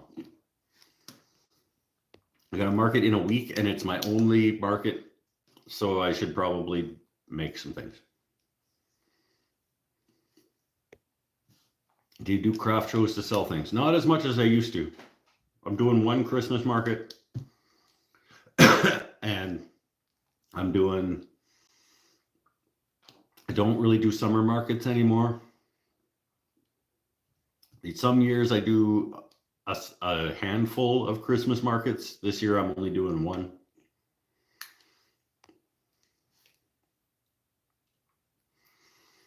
What is the show you're talking about? I'm new to the channel.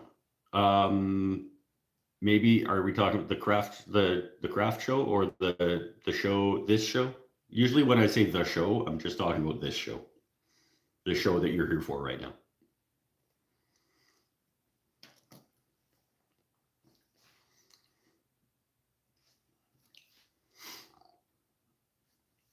Attend craft shows I should see and have a stand. Attend craft shows I should see and have a stand, question mark.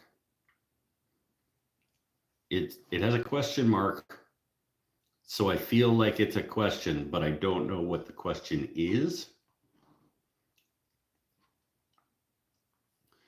So go ahead and try again, because I don't know what it is that you're asking. You're an influence to a lot more than you may think. I know I appreciate that sentiment. I know that a lot of people are getting I know a lot of people get something out of what I've been doing is over the last few months, and that's really rewarding. I'm happy that it's making a positive difference for people. I guess it's a little strange that like falling down and smashing my face has made a positive impact on the world. You know, that's a little strange when you think about it. But I'm happy that other people are getting something positive from that. I suppose it's weird to think that like getting hammered and falling on my face has made a positive difference to like other people. I think John meant you, not I. Wait. Attend craft shows you should see and have a stand. Would be fun for me to try a craft show, but I do not know where to start. Make little things. People like to support people who make stuff, so make little cheap things. Find some little stuff that you can make to sell for a few bucks. Turning pens are great. If you don't have a lathe, just make charcuterie boards and trivets and coasters and stuff like that. Like the cheaper you can make your stuff, don't undersell your value, but make things for as inexpensively as you can justify selling them for. And then make more and more better things and just get better. And eventually you'll be selling full-size furniture. I don't know if that's the direction you want to go.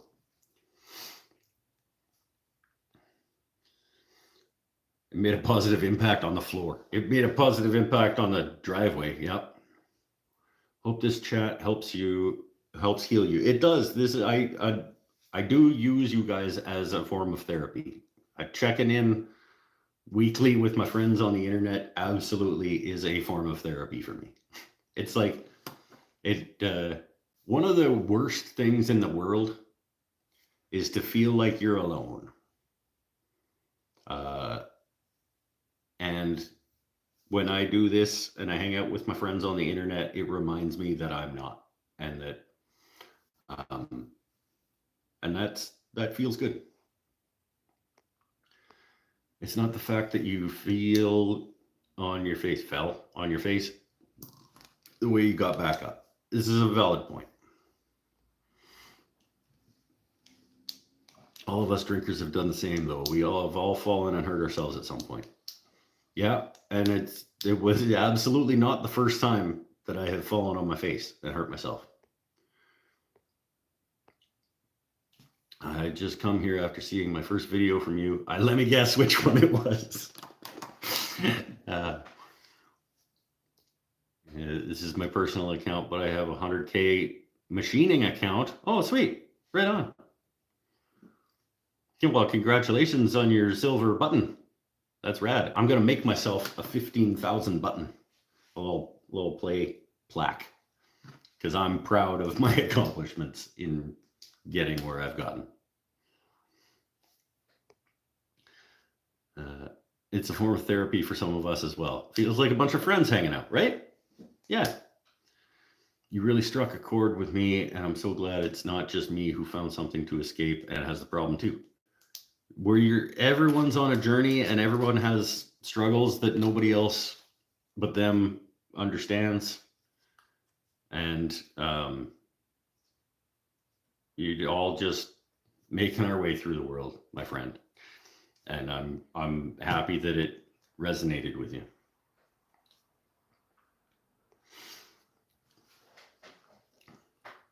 I think it's satisfying to make stuff for others and gift things. Yeah, absolutely. Running out of people to gift things because their houses are full by now. I know, like, I realize it's like, well, my brother's not a great example, but I gave him a really nice cutting board for Christmas a few years ago, and he opened it up and he was like, a piece of wood. Yay, a piece. It was like, and I was like, okay, thanks, dude. Like, that's, give it back then, asshole. You know, like,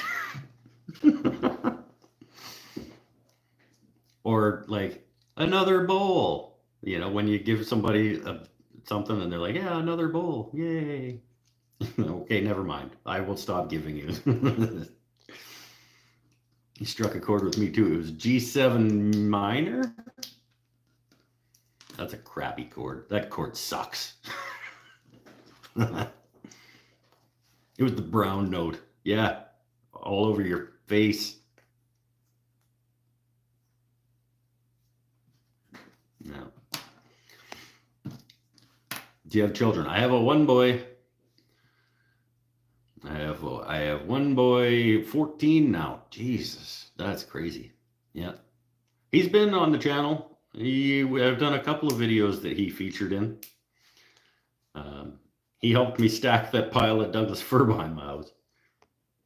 That was fun.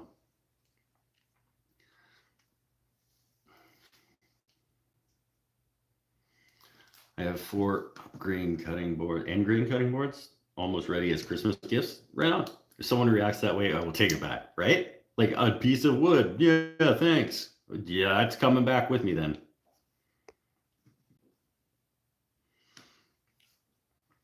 Yeah, I'll give it to somebody else. You don't want it. Speaking of, sign up for your Mike's Wooden Things and Stuff membership now. That's a good point, Mike. I have not yet plugged the patreon.com/wooden things and stuff. If you feel like being an even more important, that was really mean.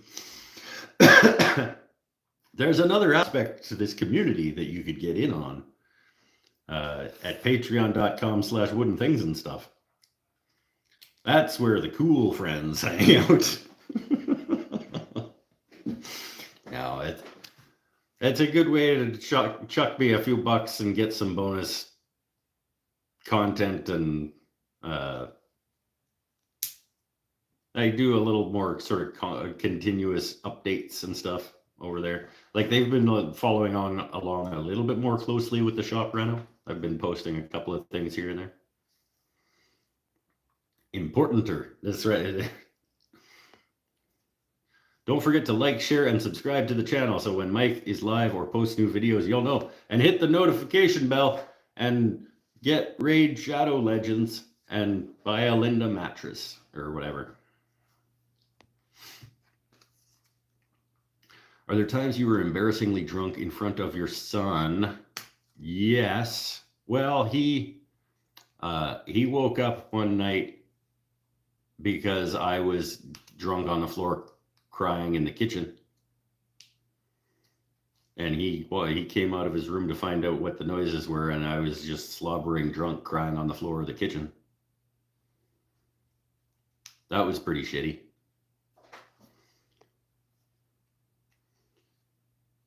Are you a religious man? I'm not.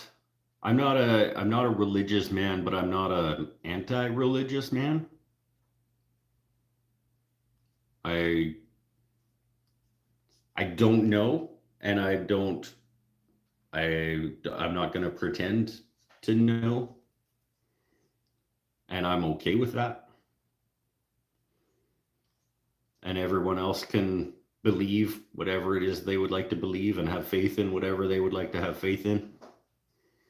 And I'm cool with that too.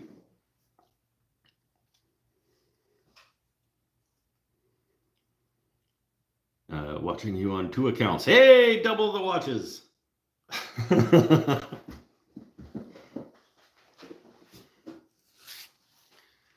If you won $1 million lottery, what's the first thing you would do with it? It's $1 million. Suddenly I have 1 million tax-free dollars. I would pay off my house so I don't have a mortgage payment anymore. Pay off my truck. Pay off wife's car. I'd pay off all the debts. And then I'd probably have, I don't know. No, I probably wouldn't do that because that's not a great use of that money. If I only have $1 million, I only have $1 million. My mortgage payment is not that much. I probably would. If I was a smart man, I would just dump it in a high interest something and just like let it do what it do. But having said that, I would buy a few things for me. I would probably buy a saw stop. A really nice table. I would have my shop wired for 220, and I'd get a better table saw and a better dust collector, and I'd flesh out my plain wall, get the rest of the Veritoses and the rest of the Type 6s.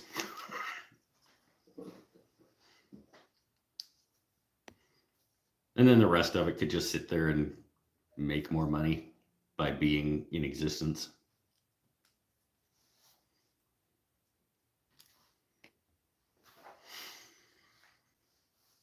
And you see, John said he invested at 5% and get $50,000 annual income. Yep. And then I probably, theoretically, if I did exactly that, I could do YouTube full time. Is if I had a $50,000 annual income just from having money, I wouldn't have to work. I could just do this. I could just make I could make woodworking videos as my job. Maybe I'd do that. Maybe I'd do that. I don't know. I kind of like my job most days. That's tough. Maybe I would do that. Okay, a saw stop is worth it. Yeah.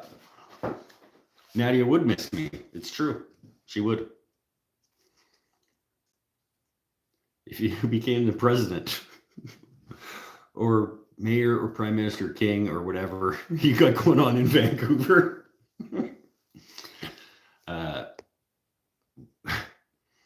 Well, if I became a high-ranking official in our current political system, I probably wouldn't get to do anything I wanted to do.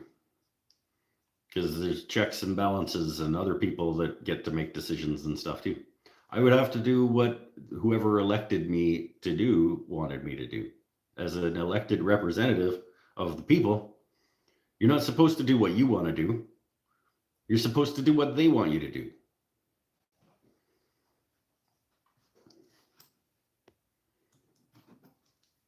You never know, buy a ticket. Once in a while I buy a ticket. I don't buy lottery tickets very often, but once in a while I'll get one. When I happen to be at the store and I look at the thing and it says like the next draw is $70 million, and I'm like, okay, I buy a ticket. Mike for King 2024. Mike for King. That's not a statement that anyone should make.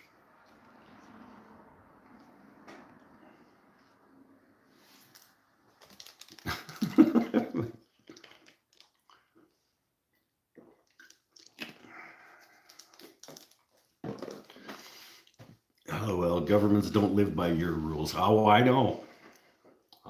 I ran for city council here 2 years ago.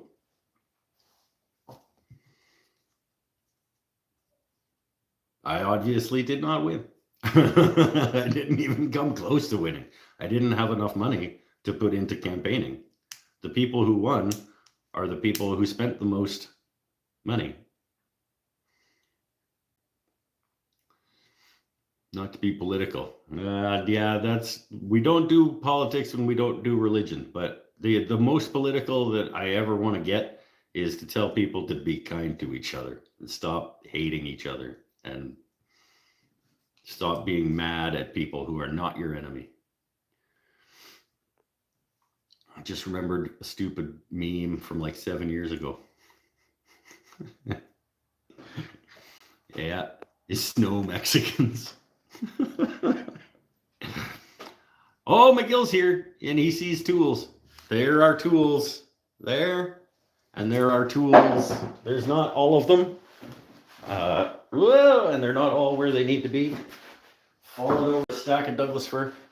There's these tools are back up, and these tools are back up, and that's about it. The table saw is back in a functioning state. Tools and wood. Oh yeah, all the wood's back. We got maple, walnut, cherry, cedar, Douglas fir,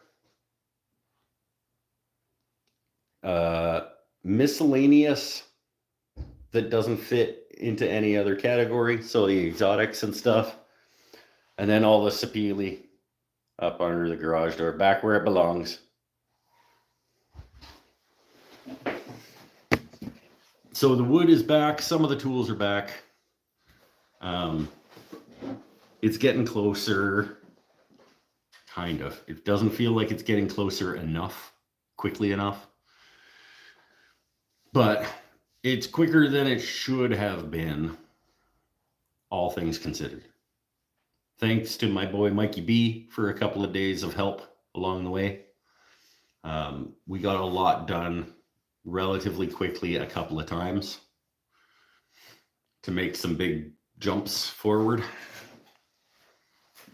Now it's just kind of like I got to make some decisions, and then mainly it's about me making the decisions. I got to decide on storage and stuff for because I don't want to just temporarily, I don't want to put things up and be like, this will be it for now. Like I do want to have it done properly. What is this, Tom? Shit, man. Damn, thanks. Wow. Are you sure? Was there an extra number? Were you trying to give me $5? That's awesome, man. Thanks. The outlet plates are new too. They're not though. They're just painted. They're the old outlet paint. I just painted them.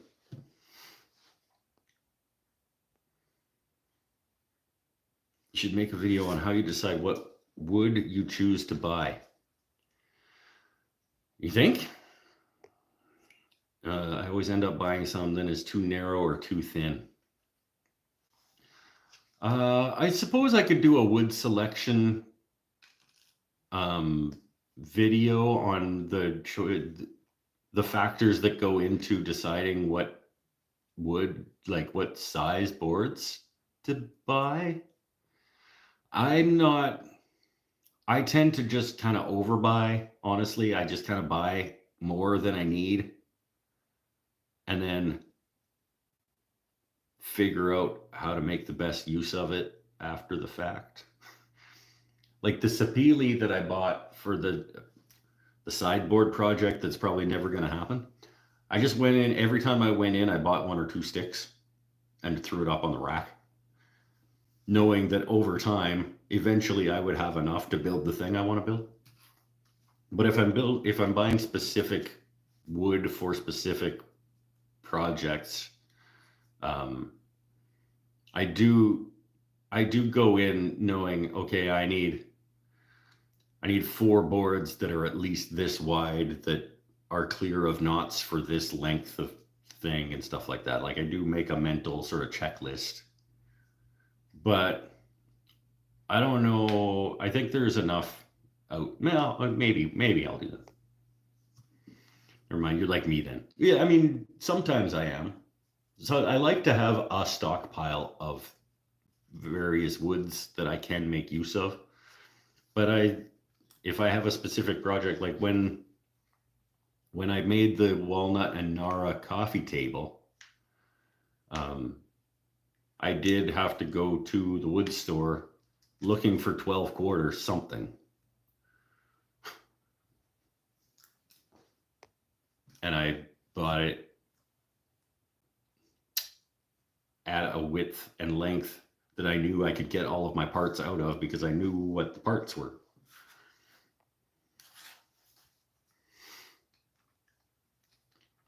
Yeah, but and then the leftovers can go into end grain cutting boards, I guess. Yeah, or turning stuff. You make a ton of pens. Learn how to turn and just make all your scraps into pens.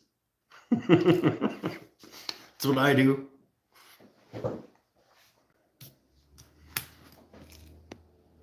And then you sell the pens, and then you pay for more tools.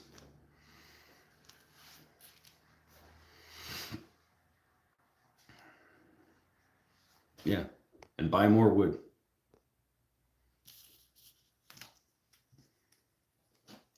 Tom, you'd stop giving me money. If you want it, like honestly, like I'm not joking. A better place to give me money is on Patreon. I get more of it. If you're trying to give me money to help me out or because I help you out or whatever, I appreciate you giving me money here, but Google takes a lot of that.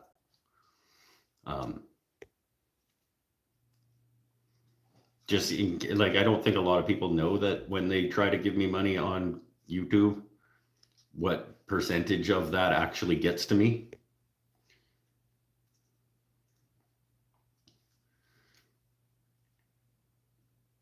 Oh, what happened? Benel's deleting. Benel, can I undelete that? Oh, I can't even undelete it. Sorry,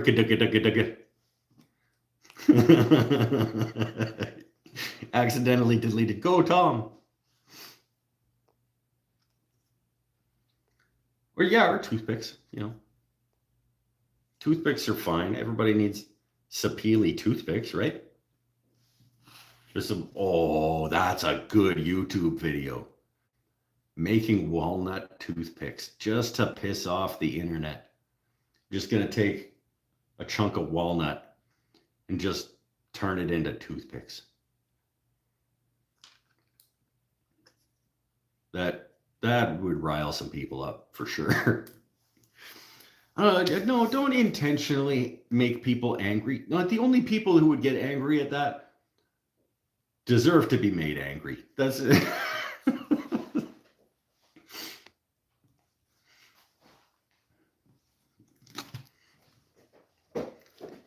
It's okay, Penel. Just be a little more careful with your power, okay?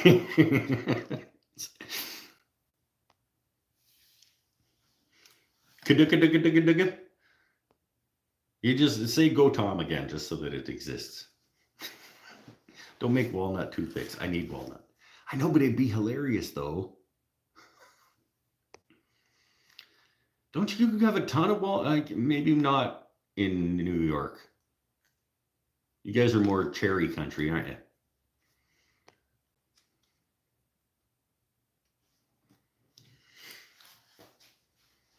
I'm gonna have myself another cigarette. Yeah, go Tom. There you go.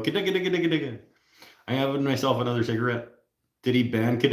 No, he just deleted a comment where we said go Tom, and Pinnell for some reason deleted it. I don't know.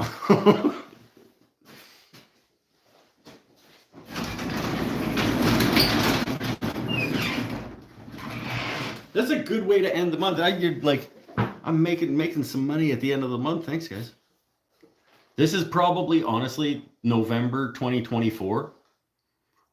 I don't even have to say I think is probably November 2024 is easily my highest revenue month. Like even before this show happened, November of this year was easily my highest revenue month of YouTube ever, which is nice.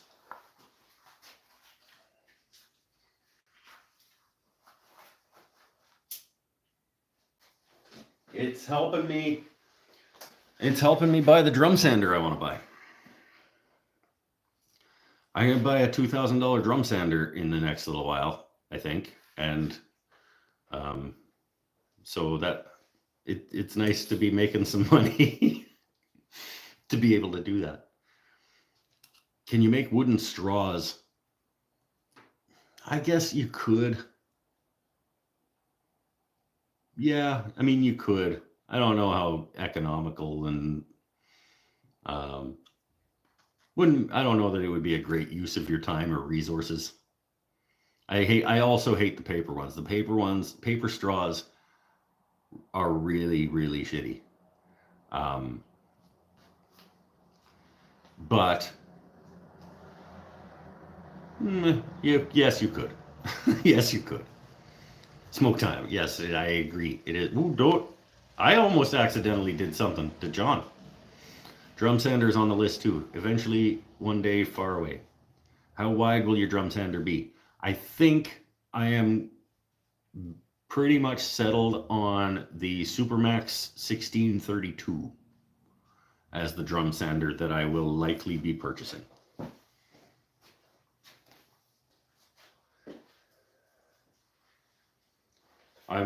I'm all but settled on that. It's pretty much decided. I could probably be swayed if I heard a good argument for not that, but every argument everybody I know and trust that has had an opinion on that sander says that that's a fantastic sander. So, and it's about as big as I want to go, and it's about as much as I can justify spending. You should make a workshop out of wood. I mean, it is. My workshop is made out of wood. It's like pine 2x4s.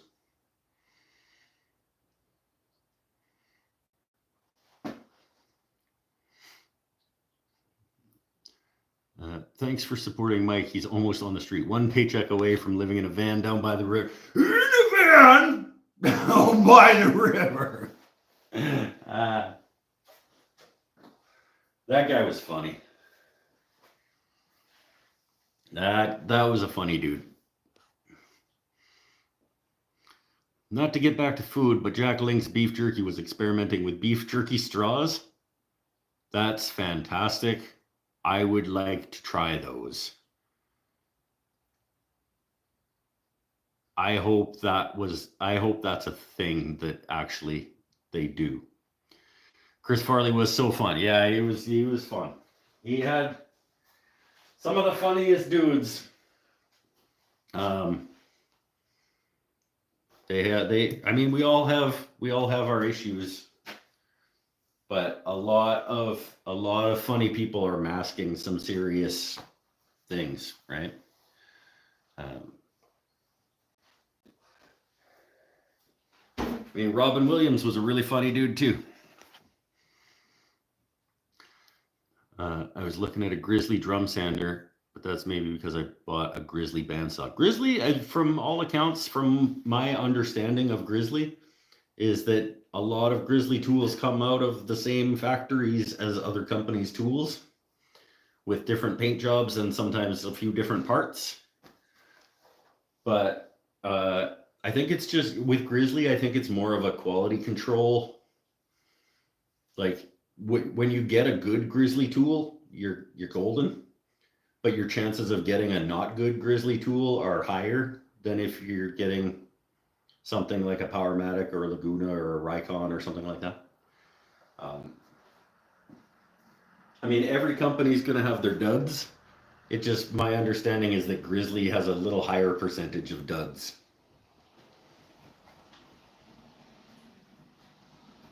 But I think they're pretty good at making good on those too, from what I understand. So Fruit Loop cereal straws used to, I didn't know that was a thing. Fruit Loop cereal straws? I would use a Fruit Loop straw. The clown on the outside hides the demons inside. It's true. It's oftentimes it is exactly what's happening. Bears beats Battlestar Galactica. That's it. Identity theft is not a joke, Jim.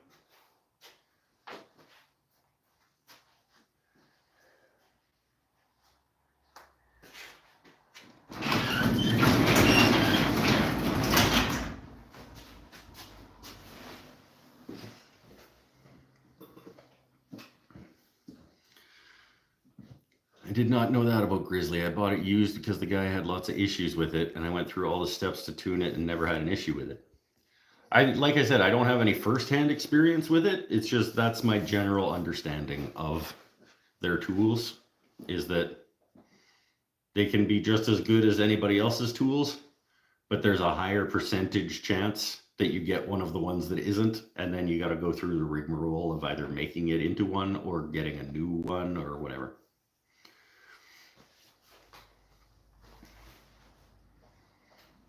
Resulted in a bunch of bandsaw boxes. Sweet. I've only ever made one bandsaw box. It was nice. I have a video on my channel. I don't know why I pointed down there. It's not in the description. I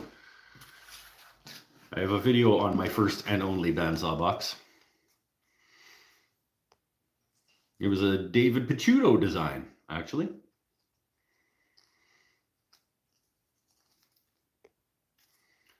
And I said it was going to be a short show, and we're at 2 hours and 13 minutes. We talk until there's nothing to talk about. And there's always going to be something to talk about. So we'll just keep talking. Time to get political. Oh, geez. Batman, Spider-Man, Iron Man, or Superman? That's come on. It's got to go Iron Man. In terms of my favorite, it's got to go Iron Man, Batman, Spider-Man, Superman.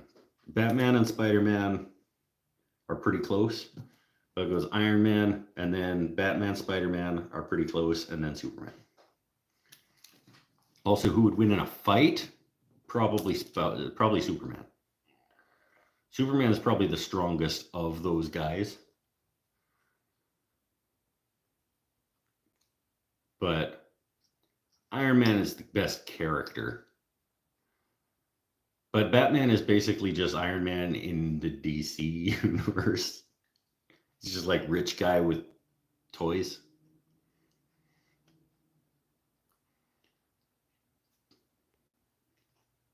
Except that Iron Man is actually smart, and I don't think Batman is actually all that smart.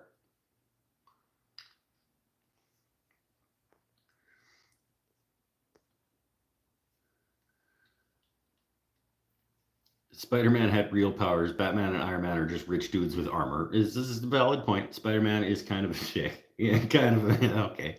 Yeah, this is all fair assessments. Who painted that painting behind me? That was me. I painted that painting in 2016 as an emotional response to not knowing where my friends were when a wildfire was threatening their community. I went into my studio and just pushed that out. Favorite villain? Ooh. In comic books or in like favorite villain is like favorite superhero villain? Because my favorite villain has got to be Sauron. But he's not very more of like an entity type villain.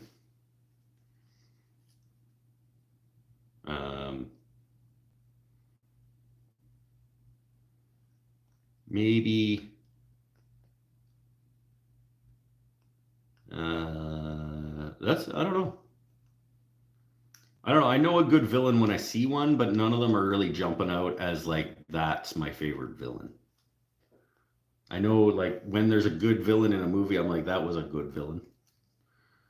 But nothing's really jumping out. 2 memorable bandsaw boxes: an elephant with an oval drawer. Hey, sweet. And the other 2 birds sitting on a walnut shelf. These sound a lot better than mine. As a Sparky, why have you run so many surface-mounted cables? Would look better if recessed, just asking. Well, I had a friend of mine who knew what he was doing. I don't do electricity. I don't like dealing with electricity. And when a friend of mine who is comfortable dealing with electricity came in and I didn't want to cut everything, like didn't want to go behind walls and pull things and stuff like that, we just said, okay, it's a shop. Run them. Give me some more circuits. I think Mr. Glass is an unappreciated villain. I would agree with that. Heath Ledger Joker. Yes. Yes, agree. Heath Ledger Joker was, yep. I find a lot of like villains, like I kind of like you don't cheer for them. Well, you kind of do. Like it makes a good point. Like they make a good point. Like a lot of times the villains, you're like, I get the good villains. You can be like, I get it. Like even Thanos, like he wanted things to be better for everyone by making it half as many of everyone. If there's half as many of everyone, things will be better for all the people left. Like that's just facts. That's just real. Like there's twice as many resources for those of you who make it through. Like, let's get to the real stuff. Do you use beard oil? If so, what brand? No, I do not. I have been gifted it a few times.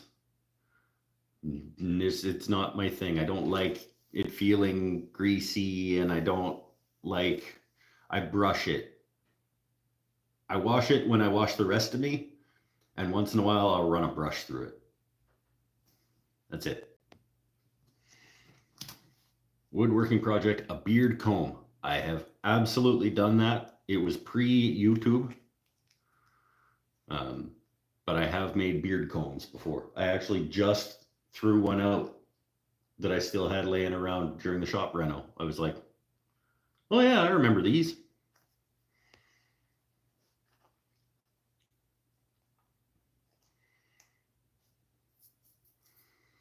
Schwarzenegger is Mr. Freeze. That's a perfect example. That movie, Mr. Freeze and Poison Ivy, both wanted what was best for the world.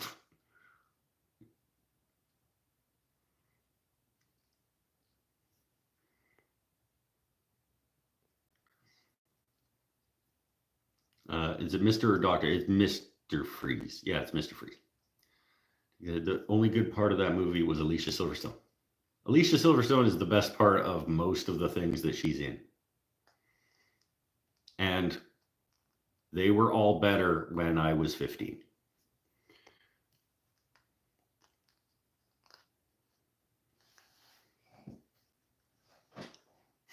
When I was 15, Alicia Silverstone was pretty awesome. She was in those Aerosmith videos.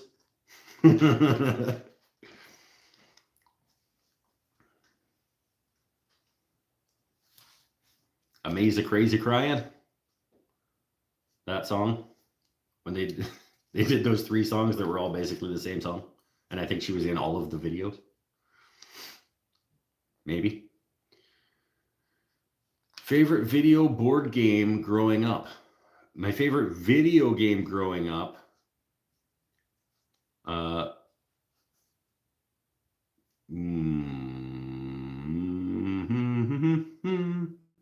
Metroid, the original Metroid. I remember thinking was really, really good when I got it. And I played it a lot.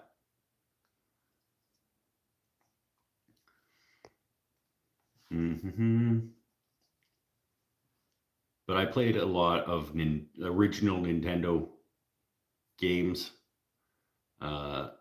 Zelda, original Legends of Zelda, Metroid. I mean, Super Mario Brothers, the original Super Mario Brothers. I played a lot of. OG Metroid over OG Zelda, question mark. Whoa. No. No. But it's coin flip in terms of what I played when I was growing up. What I would play now would be Zelda probably, but when I was a kid, I could have gone either way probably.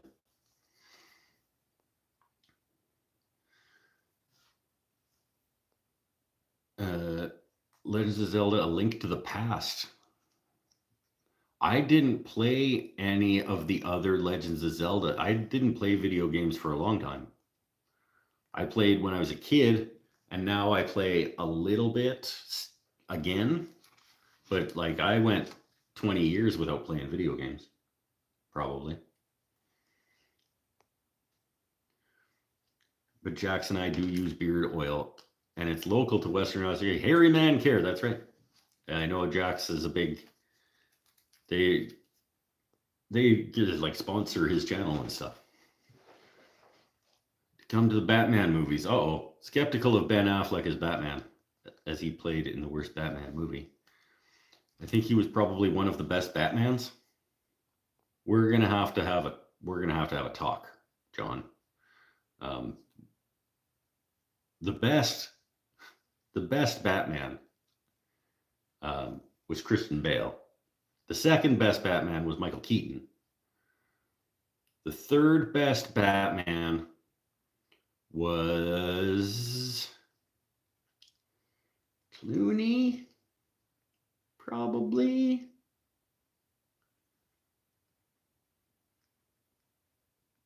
I mean, Clooney, Affleck. I have but to be fair, I haven't seen the new one with the Twilight guy. Was he Twilight guy?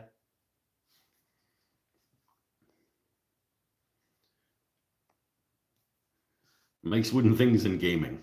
No, it'll never be that. I'm playing Final Fantasy VII with the boy, though. Final Fantasy VII Remake, or whatever it is. Whatever it's called. We're probably almost done. It feels like we're coming to the end. It's been pretty good. We've been enjoying it. Gaming is yes, that's right. Mike's Wooden Things in Gaming technically would qualify. Gaming is stuff. That's why I named my channel Mike's Wooden Things and Stuff. So that I could, if anything wasn't wooden things, it would still qualify.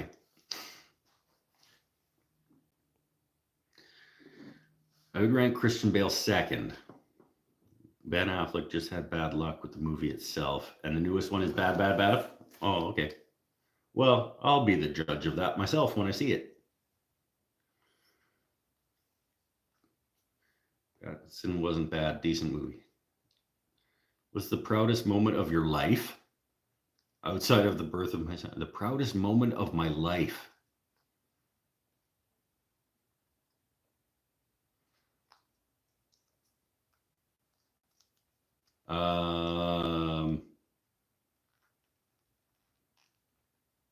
Proudest moment of my life. Probably graduating university. Probably crossing the stage and getting my diploma at university. Maybe graduating high school. I graduated high school after dropping out of high school and living in my car in the parking lot in Saskatchewan and being homeless. And then I moved here and went back and graduated high school. I was pretty proud of myself for graduating high school. But after I first went to university in 1999 and I graduated in 2016. And finally getting my university degree after 16 years of going to school and then not going to school and then going back to school and then not going back to school. And then I was pretty proud that day.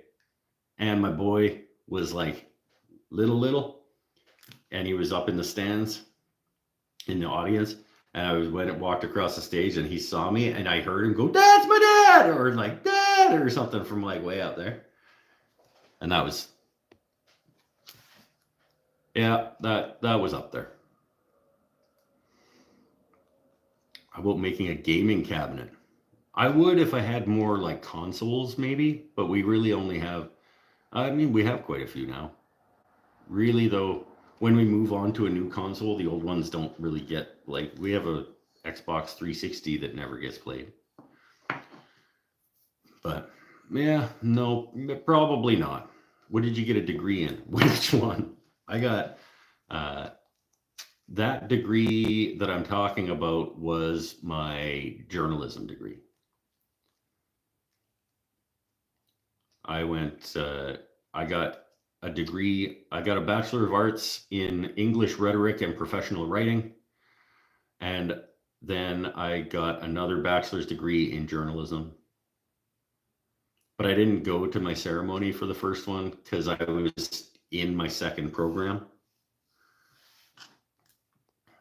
Art school was before that. I dropped out of art school. Well, no, I did. I guess I kind of did. I transferred those credits from art school into other programs that I then leveraged to, yeah.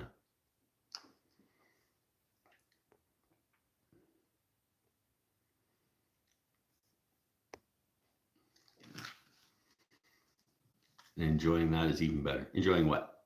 Enjoying, the moment that I got my degree. I was pretty happy. I was pretty happy that day. That was a good day. And then I went in newspapering.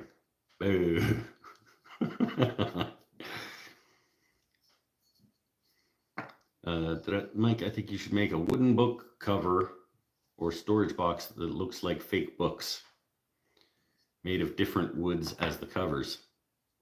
Don't argue, just get started. Right now, I got some other shit I got to do first.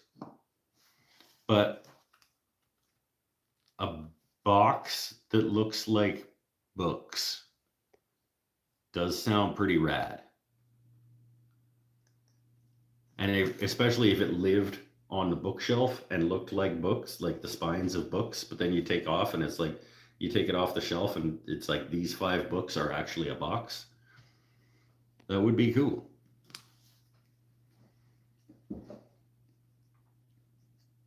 And it would be, what would those 5 books be? Oh, those 5 books, well, they'd have to belong together. If it was going to be a secret box that lived in the bookshelf, it would need to be the set of books would need to belong together on that shelf.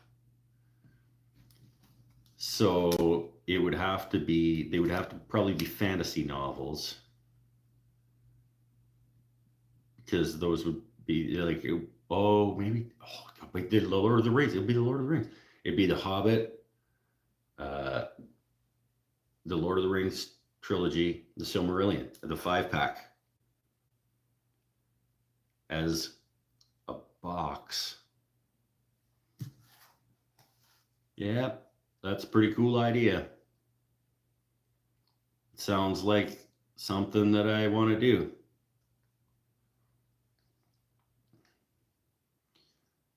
Or those 5 books would have to convey a common message.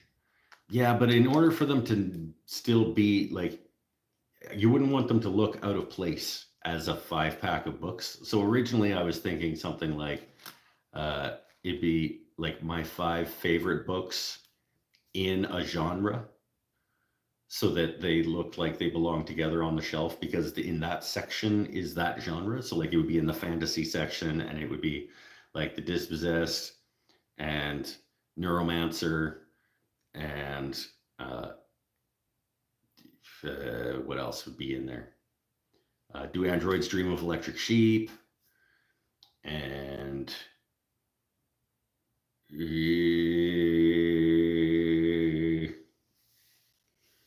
I don't know what else would be in there. Yeah, that's tough too.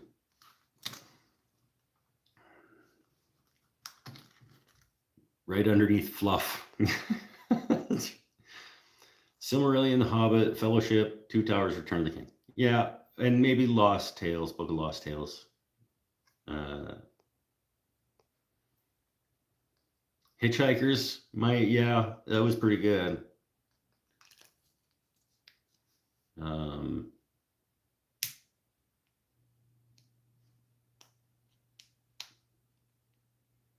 That's tough. Does it have to be 5? I don't know. Maybe there could be numerous sets of books that you take off and they're actually a box. That's a cool idea. I'm new here, but I watched your video. Yeah, a lot of people came here from that. Quit drinking again. I gotta say congratulations. I'm 39 and 6 years sober of alcohol and 7 years clean off drugs, and I have a great life. Good on you, my friend. Good stuff. Congratulations to you for making a better place for yourself. All the Discworld ones you can stash. So yeah. Hitchhikers is 5-part. Yeah.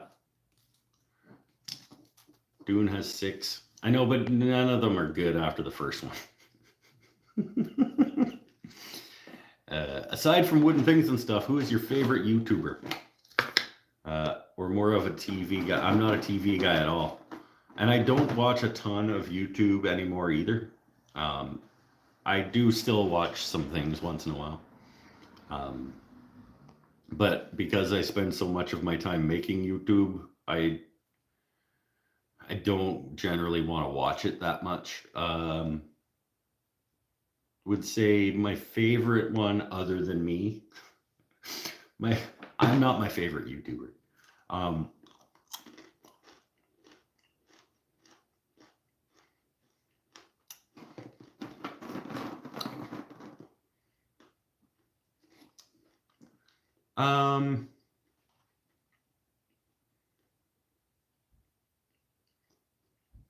don't even know anymore, because most of the guys that I used to watch all the time, I don't really anymore, because either they've gone in a direction that I don't really care for, or I don't relate to them anymore, or I've moved past them technique. Like I don't need to learn how to do the thing that they do because I know how to do that already. They're better at it than me, but I most of the time that I spend on YouTube, I listen to back episodes of woodworking podcasts.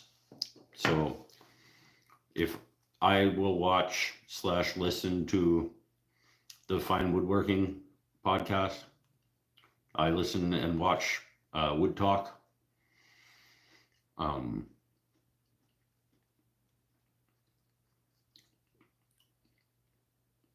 I don't spend a lot of time on YouTube anymore. I'll still watch something when it comes up and it looks interesting to me and it's by somebody that I appreciate.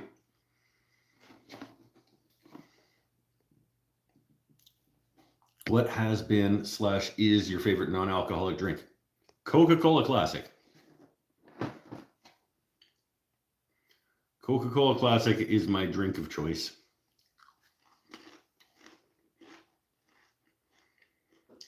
Recently, one of my favorite YouTubers is Ask Olaf the Violin Maker.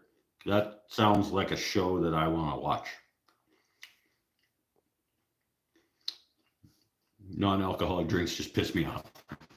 They kind of pissed me off a little bit too, but I'm not. Yeah, I thought that said, "Are you sneaking delicious Costco pretzel bites?" I'm not sneaking them. Yes, I am. This one's getting a little low.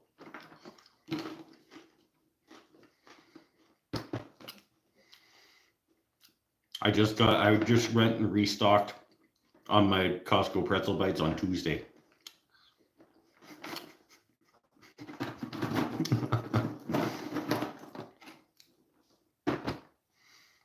Dr. Pepper is always the way to go. Hard disagree. Dr. Pepper is it's too sweet. It's too saccharine.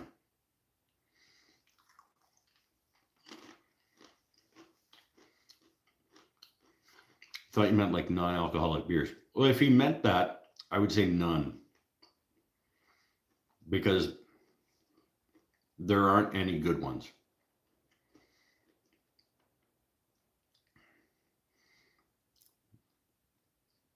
The only point, for me, the only point of drinking beer was the alcohol going in. Like I didn't drink beer because I enjoyed the flavor of it. I drank beer. I enjoyed the flavor of it because I knew what it was doing to me. Dr. Pepper tastes like cough medicine. Agree. It's like cherry, like sweet cherry Robitussin, but thinner.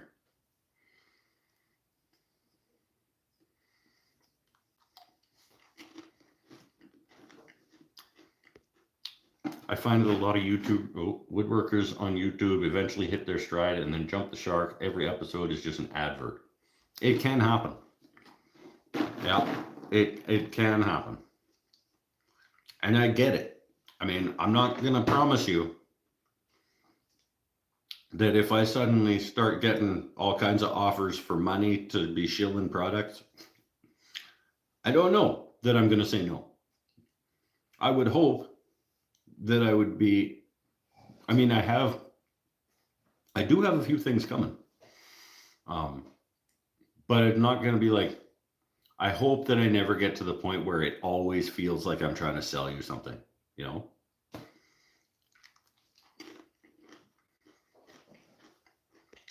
And if I am trying to sell you something, I'm going to make it very, very clear that I am getting paid to tell you this.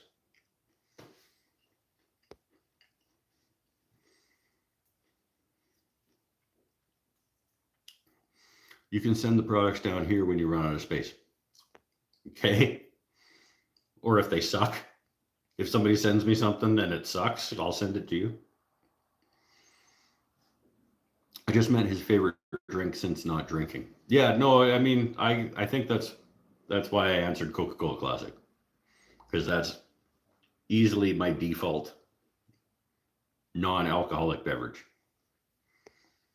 It's more sugar than I should drink, but it's like tonight, the only reason I don't have one on the go tonight is because I didn't have one and I did have Gatorade. The only thing you're selling us is a good time.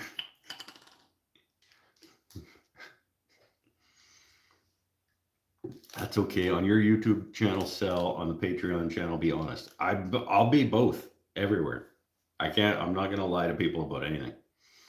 I even said when I get those emails once in a while, more frequently these days than I used to, for people trying to like, do you want to try and sell? Do you want some of our stuff to promote on your channel? And I respond to all of them. I say, thank you very much for your interest in like working with me and supporting me. I have 2 rules.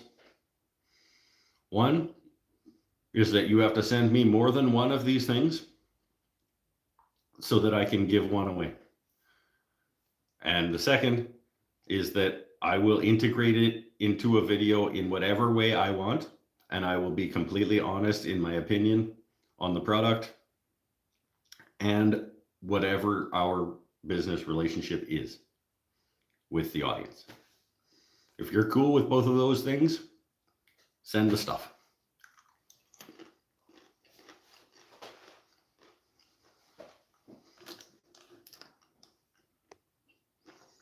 And I've got a set of headphones coming. Like earbud. I've got new earbuds coming, apparently. And I've got some carving discs coming, like for the angle grinder, carving wheels. And we'll see. That thumbs up would be a mint thumbnail. I don't remember how it went, but that's fair because if they believe in their product, they should be fine with it. Yeah, absolutely. And Pinnell doing the face thing again. That's probably the thing that he sends me the most in all of our conversations is this guy doing this. I think that guy actually means congratulations. I'm happy for you. I think that's what that guy means. Because of how often Pinnell sends him to me. I just assume that that's what that means. Would love to see some carving wheel work. Yeah, hopefully next year.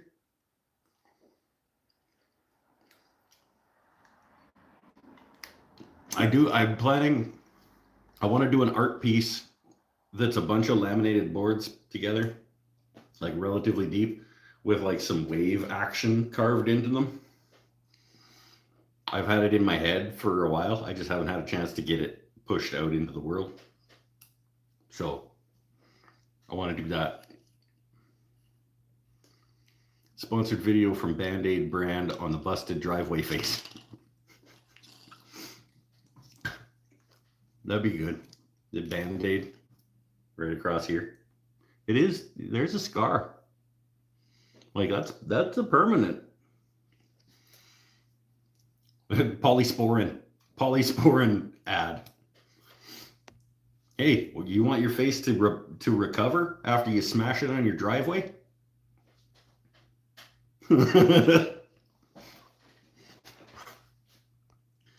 Your face could look like this too. No, that wouldn't go. That wouldn't fly probably. They wouldn't be like, yeah, please use your face to advertise our product.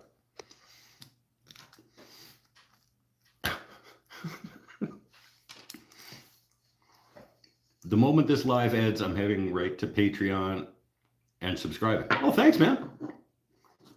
Patreon.com/woodenthings and stuff. There's a link down below in the description and in all of the descriptions for the past couple hundred videos, probably. Yeah, would love to have you over there. And if I'm going to get sponsored by a Band-Aid, it better be Veritas Band-Aids. Because those are the only Band-Aids I use. I haven't had one on for a while. I am painty. I'm very painty. I was teaching again today. I was painting in another class. as soon as this live ends, I'm gonna go watch an Olaf video. Olaf, the violin maker. Who was the guy you said last week? That you guys said last week? I'm gonna put Olaf, the violin maker. Olaf, violin maker guy. Was the guy last week? Was it like Eowyn or somebody?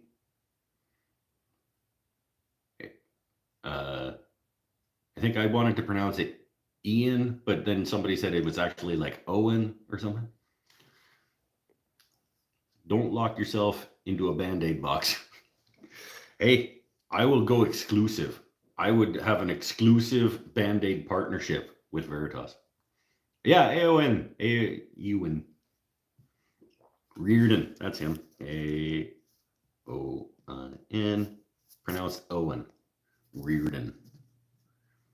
Okay. I need new YouTube guys. Because like I said, I don't really watch any of my older ones.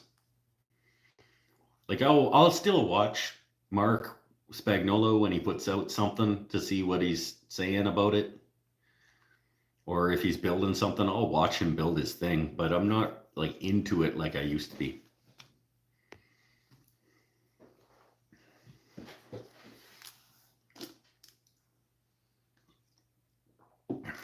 Game night. My character just died. Just here for the metrics. Not really here. Okay. Thanks, Matt. We were just talking about my friends at patreon.com/woodenthings and stuff.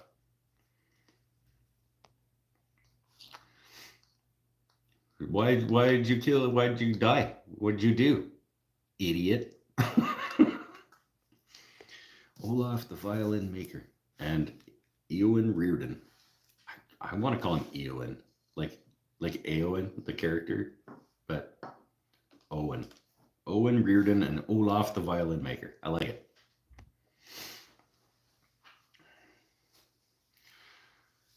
I've got a huge empty wall in my foyer, and I've had an idea for a large sculpted wall art. Circles with wood, some painted, some metal leafed. Hey! If only you actually made things. Oh. No, he didn't.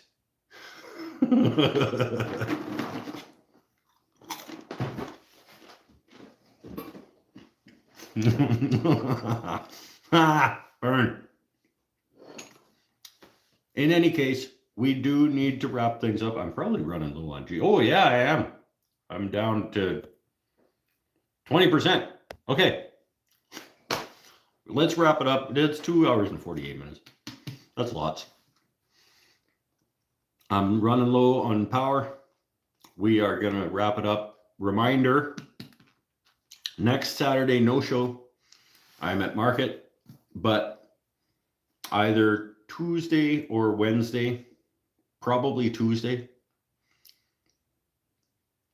I hopefully will have the lathe set up and make some holiday themed somethings. Probably snowmen.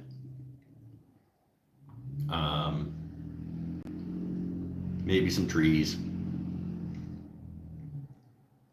Just because my booth doesn't really have any Christmas stuff. So what am I going to do on Saturday next week? You're going to keep working on the mandolins and stuff that you're supposed to be working on.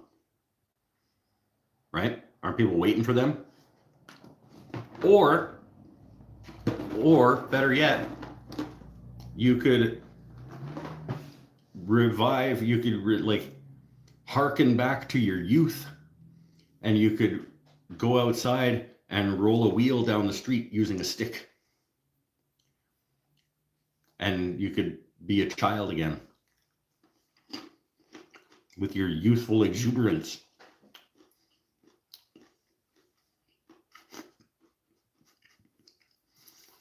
And then go watch a talkie.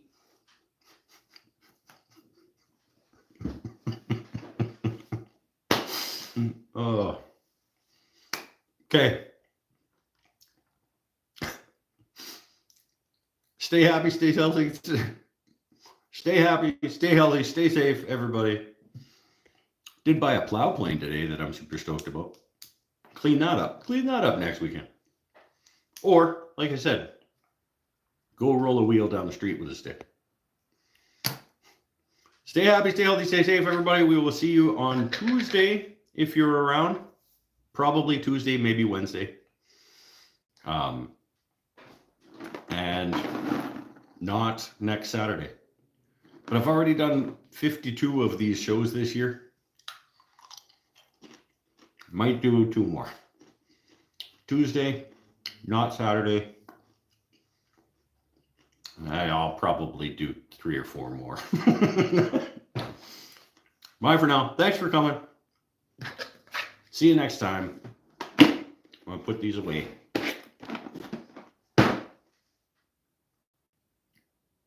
Bye. You guys make me happy. Thank you very much. See, I put the lid on and I put it over there, but you didn't see me take these out in advance and put them over here. I was like, I'm putting it away, but I took these out already, so I got to eat them.